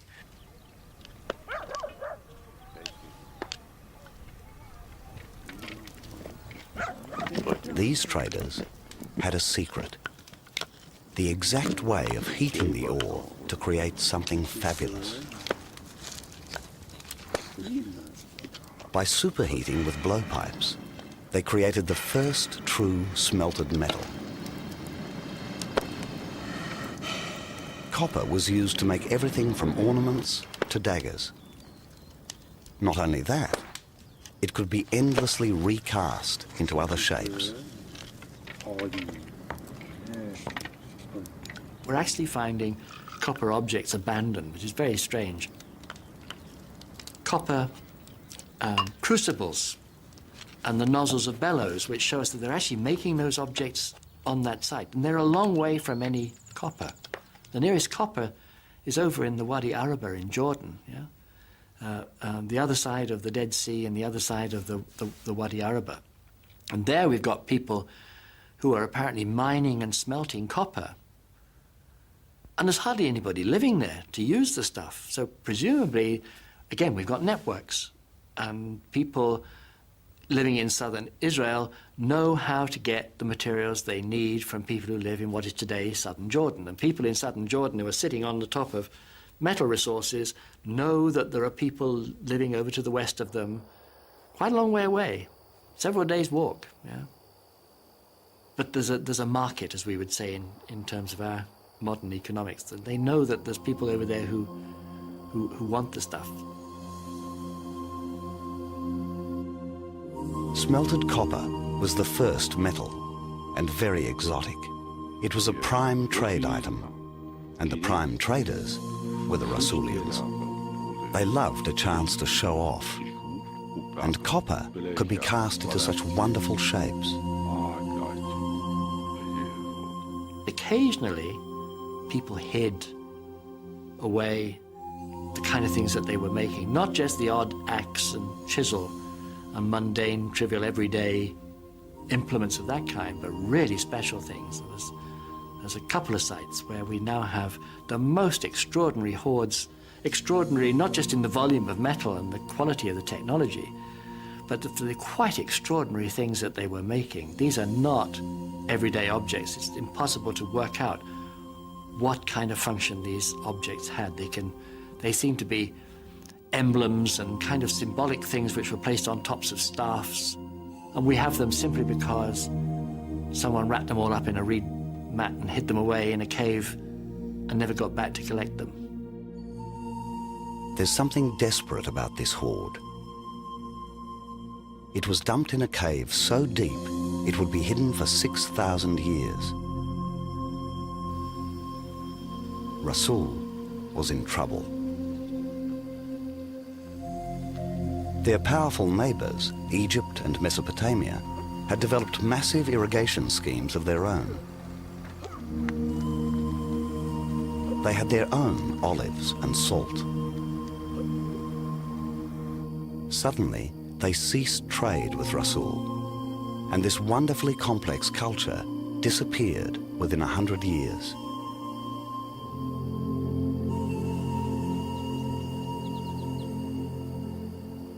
Most of the most brilliant aspects of the Rasulian culture die with it. The wall paintings and many of the more elaborate organisational features.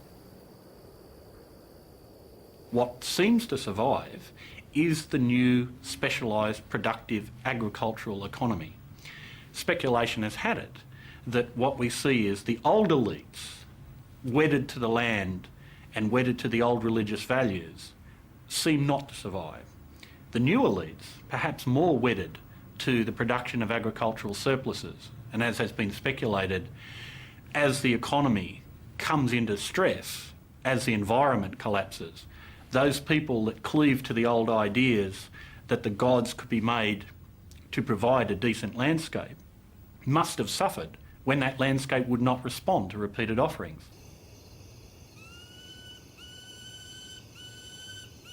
Rasul was one of the first great trading societies. The survivors took their skills outwards, showing how to live by trade rather than farming. It was a dazzling idea, which moved from the Middle East towards Europe.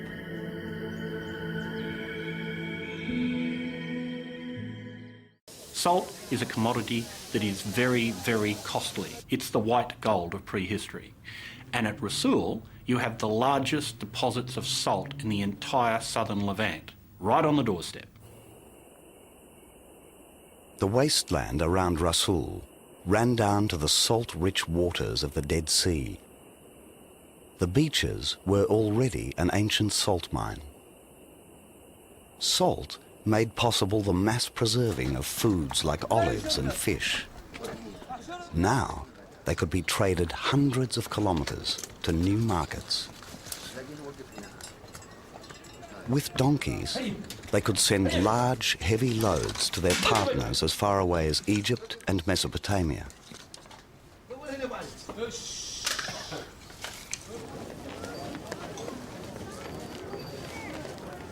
Once you produce industrial quantities of goods, you have to keep track of them.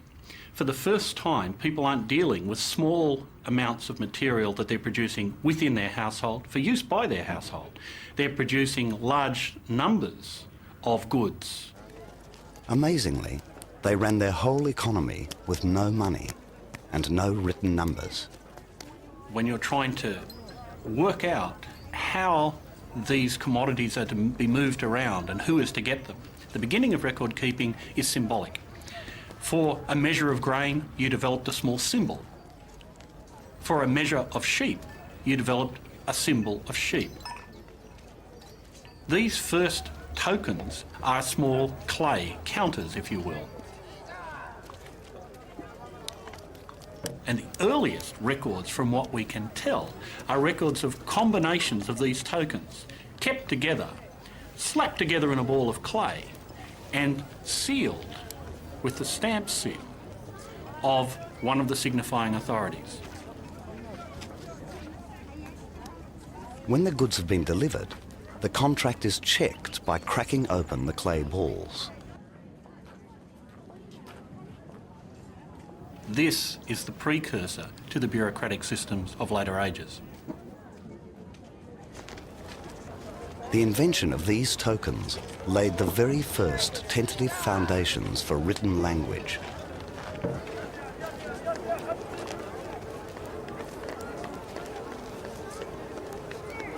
Perhaps the most remarkable thing about this way of life was a location.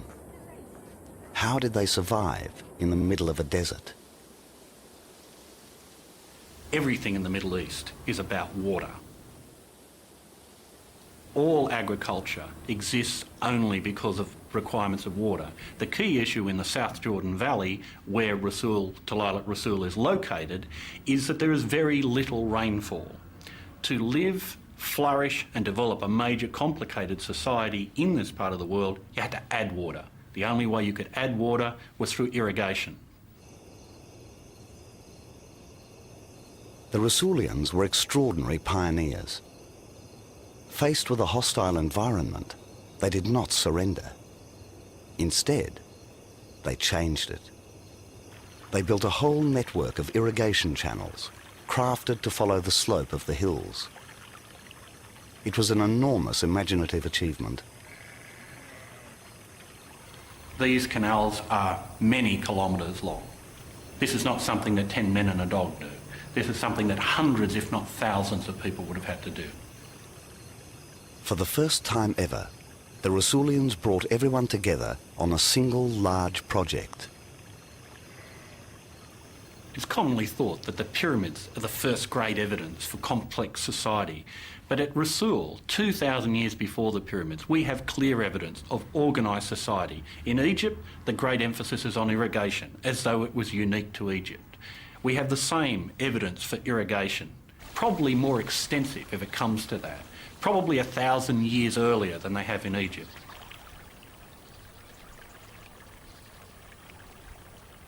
The system must have been controlled by local leaders, an elite of families enriched by trade. Thousands of workers had to be organised in a peaceful society. There's no evidence of armies or squads of slaves. So how did the leaders inspire the ordinary people to follow their plan?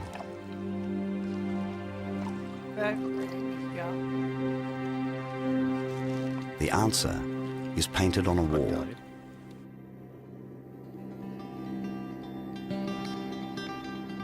This fresco is now called the Star of Rasul.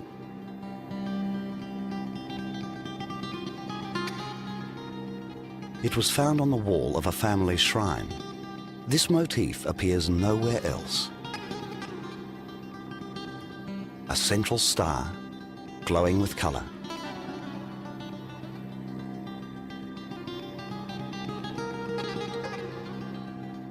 Groups of masked figures with imaginary heads. It's a Stone Age dream. Using the Rasulian art, Stephen Burke formed a picture of the town's social order. It was held together by religion. And this religion had a social purpose. The priests begin to set themselves off as something special, something elite. These people tell you what the gods want done. And of course, if they're in the service of the great priestly families, the great agricultural families, these are the people that allow society to be run in the way that the powerful families dictate. What we're seeing effectively is the transition from personal gods to state gods, from the god of your home, the god of your clan, to the god of your city. In a nutshell, what we think goes on is that people are able to be mobilised by their leaders because they believe that the gods sanction it, the gods will it, indeed the gods demand it.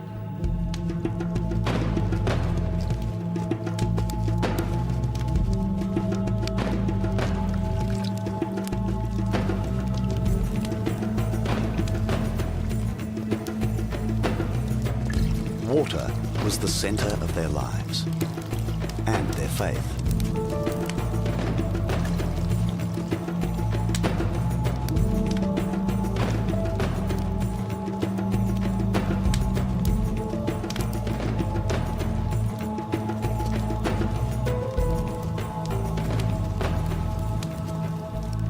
the star was a vision of order, where worshippers came together as a society.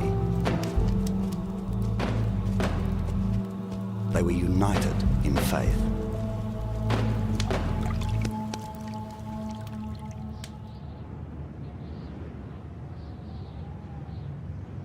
Far away in Europe, the Stone Age farmers were now part of the landscape.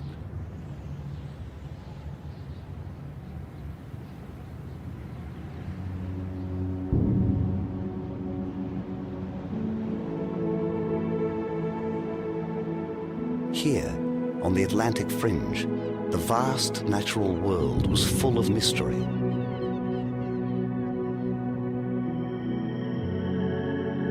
People's religion reached out to the elements. The sun, moon, and stars that shone on the life-giving earth and water. They were awed by birth and death and the changing seasons. There were no organized elites. They lived together in small communities. Their beliefs sprang from the meeting of incoming farmers and local hunter-gatherers. These people built a grand project.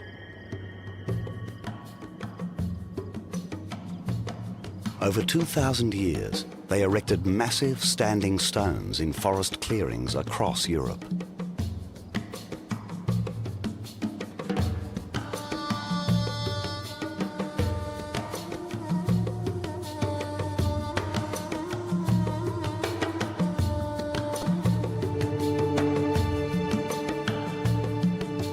Some monuments took generations to construct.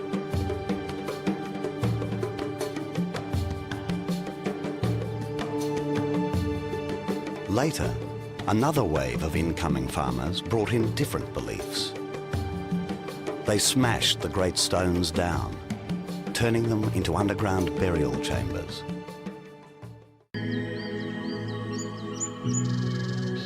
At that time, Europeans were still living very simply. They farmed together and grew only what they needed. Individual ownership or achievement was not part of their culture. When they died, they joined their ancestors in the communal burial chamber. But then, a new, mysterious culture appeared across Europe, with a very different kind of grave. 200 or 300 years ago, when archaeologists first began to excavate some of the round burial mounds that are to be found in places like England or Scotland or Scandinavia, they discovered a very characteristic set of grave goods. There would be a body which was buried individually, unlike the collective megalithic stone tombs that had preceded them. These burial mounds had people interred as individuals with all the bones articulated and in place. And they were buried with their own personal equipment. They were buried, for example, with a drinking cup and with their fighting equipment. These graves were called, after their contents, the graves of the Beaker folk. The Beaker people were the traders of Stone Age Europe. Using pack horses, they brought a new set of ideas and precious objects that turned the place upside down.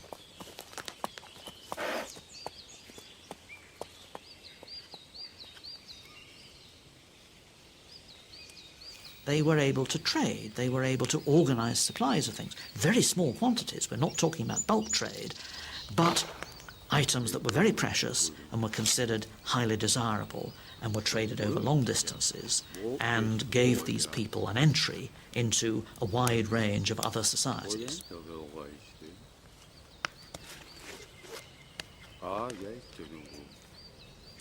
The drinking cups perhaps suggest that there were new things to be drunk, and it's a very plausible suggestion that what we're looking at is the first use of fermentation to make alcoholic drinks.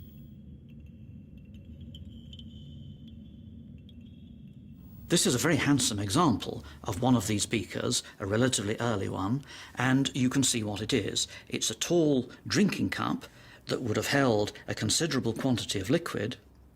So you can imagine them being used rather like this, held in two hands, and possibly passed around between the participants of a drinking ceremony.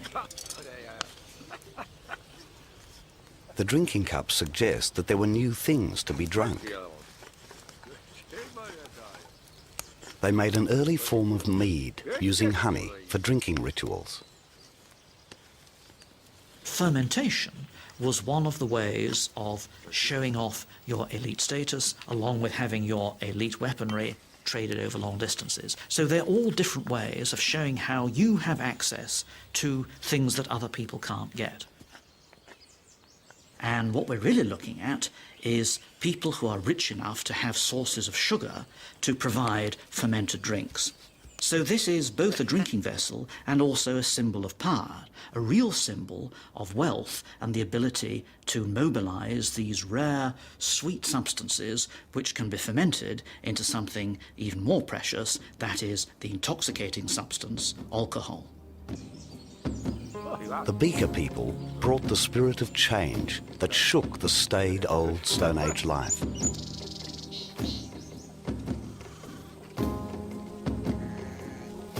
They believed much more in the value of the individual. They came as traders and stayed to farm, building their own characteristic villages.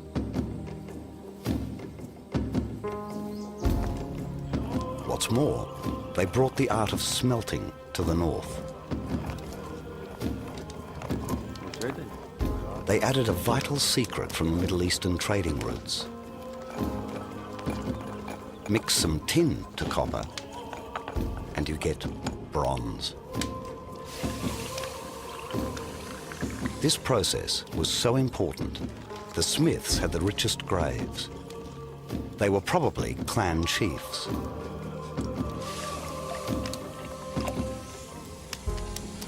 At the beginning of the Bronze Age, you can imagine that much of the metalworking was actually undertaken by the chiefs themselves. And we now see this as a rather sort of banal task that should be undertaken by workmen or craftsmen, by sort of lower status people. But if you think of it as the magical transformation of one thing into another, then it's another way of showing off and demonstrating your power and your status and securing your role in society.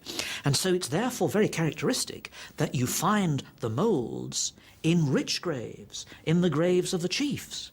So the people who are in charge of society are in charge of the transformation of ores into flashing daggers and weaponry.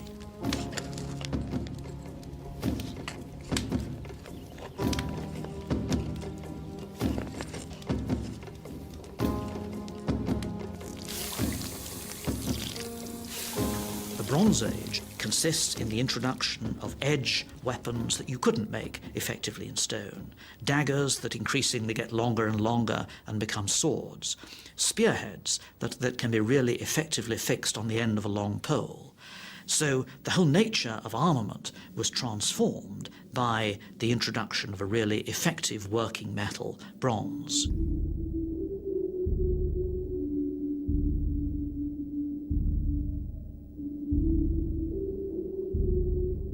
These weapons exude power. They are rare and dangerous. We are seeing the birth of a military elite with the power to get exactly what they want. Yet the weapons rarely show signs of use. Perhaps they were purely ceremonial.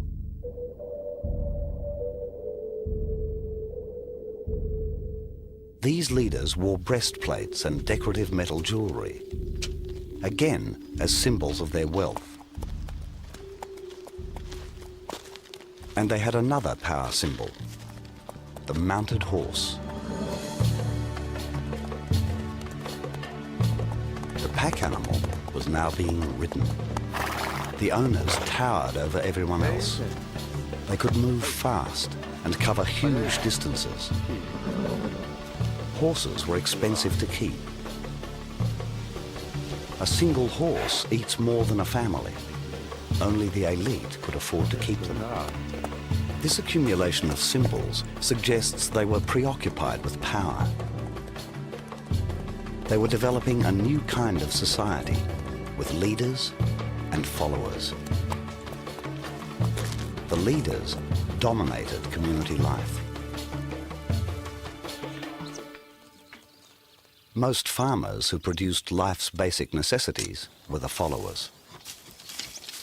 This new social dynamic created its own momentum for change. With their new wealth, the elite families could support specialized crafts. They used materials like wood in more complex ways. And they learned how to use the most imaginative innovation of all, the wheel. Well, archaeologists are always being asked when was the wheel invented, and we can now give a rather precise answer that it was about 5,500 years ago that it spread. And these are very simple, solid wooden wheels, often turning along with the axle that must have made an amazing creaking sound as it moved slowly through the streets. So this is not a speed vehicle, but it is the first wheeled vehicle ever seen. Like bronze, this invention came from the Middle East. In a muddy landscape without roads, it transformed the movement of large loads. Trade was beginning to move from Europe back to the Middle East. It started from the seaweed on the beach of the Baltic Sea. It contained the one thing that came from nowhere else and would go as far as Egypt. In the Bronze Age, you have the first example of a material that travelled all the way from one sea to the other. It must have been precious, it must have been lightweight, it must have been precious in relation to its weight. And indeed it was. That substance is amber.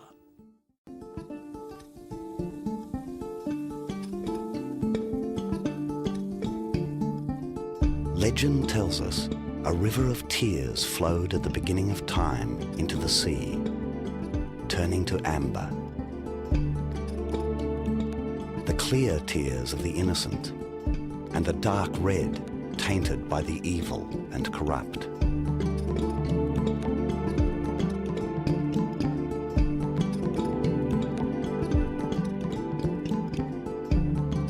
It's the sap of fossilized pine forests. They grew when this sea was dry land and glaciers filled the valleys. Supplies of copper and tin moved northwards and southwards to balance that trade. First of all came amber, and later on all the other forest products.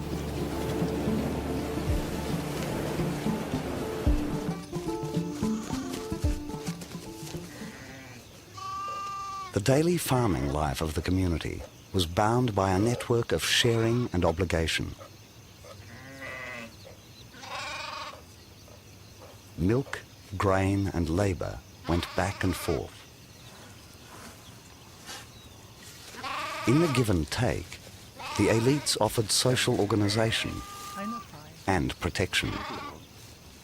Both safety and danger came from the armed warrior chief.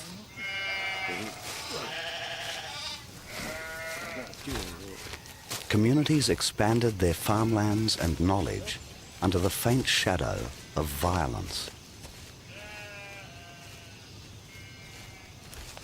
These farmers were now able to grow a breed of sheep which offered a touch of luxury.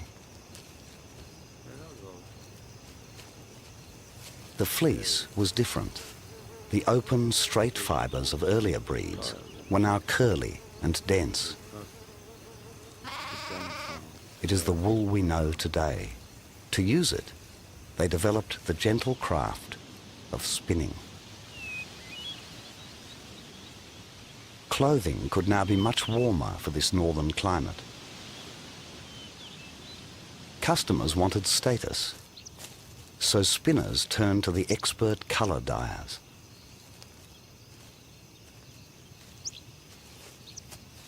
They extracted their dyes from plants in the forest.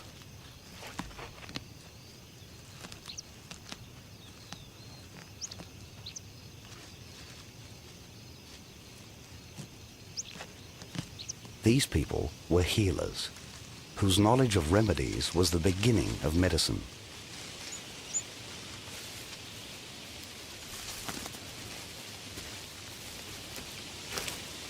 The new soft wools were spun into luxury clothing. Beyond the family, they could only be afforded by the wealthy.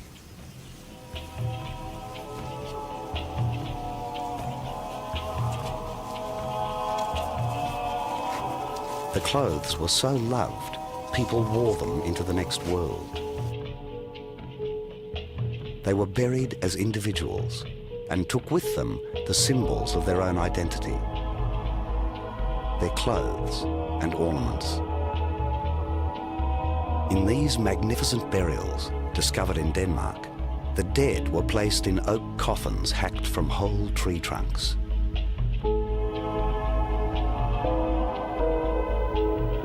Some of the most spectacular individual burials that we know come from the Bronze Age.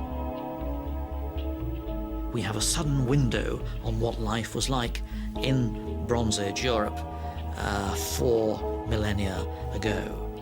And we see people buried in woolen clothing.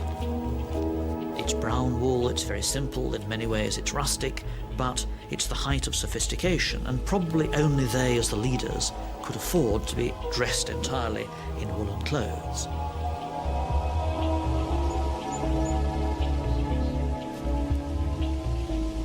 And you see for the first time, in a way that we can only imagine in other circumstances, what these people looked like and how they might have acted. And we see some specific human motivations, for there is the chief buried with his long wooden scabbard, and poking out of it the top of a metal weapon. And you pull it out, and it's not the sword that you expected, it's a little dagger. And he's been buried there with the appropriate piece of weaponry, but his family must have known it was only a little dagger.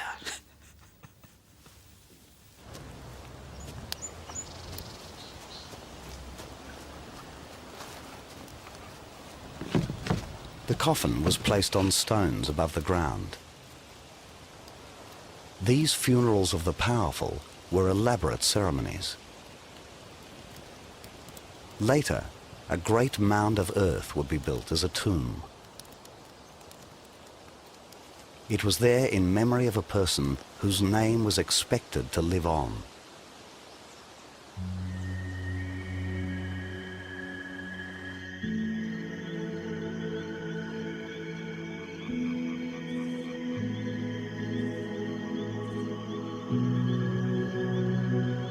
Right across northern Europe, archaeologists have discovered ceremonial pools.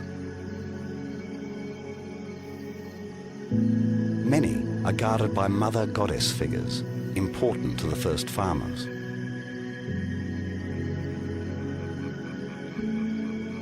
From the beginning of human habitation, people have made offerings.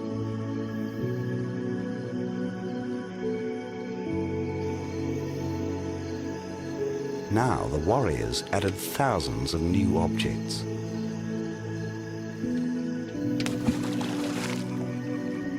Some of them show us they were seeing their spirit world in a new way. Nature, too, was an expression of power.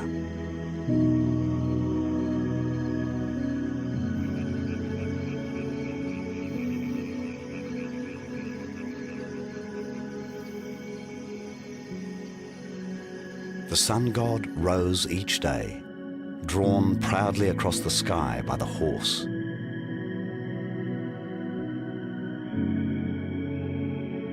Across the Middle East, the chariots of the Hittites and Egyptians brought warriors and kings. The story of the first farmers ends with armies and the rise of the first cities. And in Europe, we see the first recorded images of violence.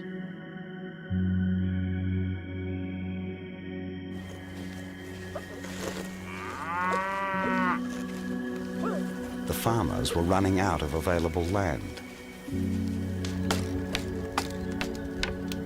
There is evidence of boundary fences. Stockaded villages were beginning to appear.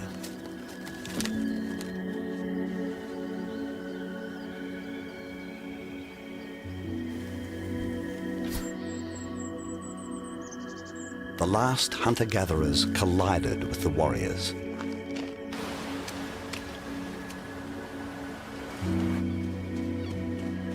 Their way of life disappeared forever.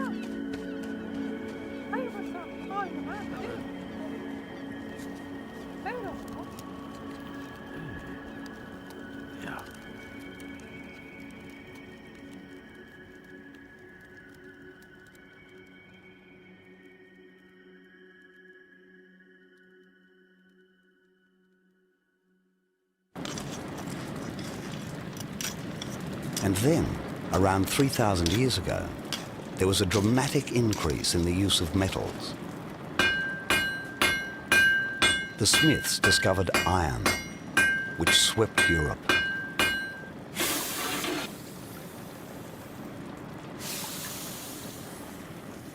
It revolutionized farming with cheap, effective tools.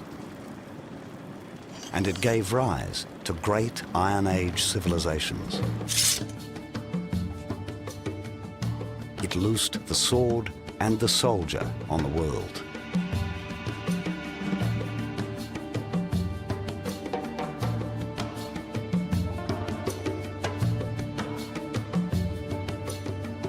All of this was made possible by the first farmer.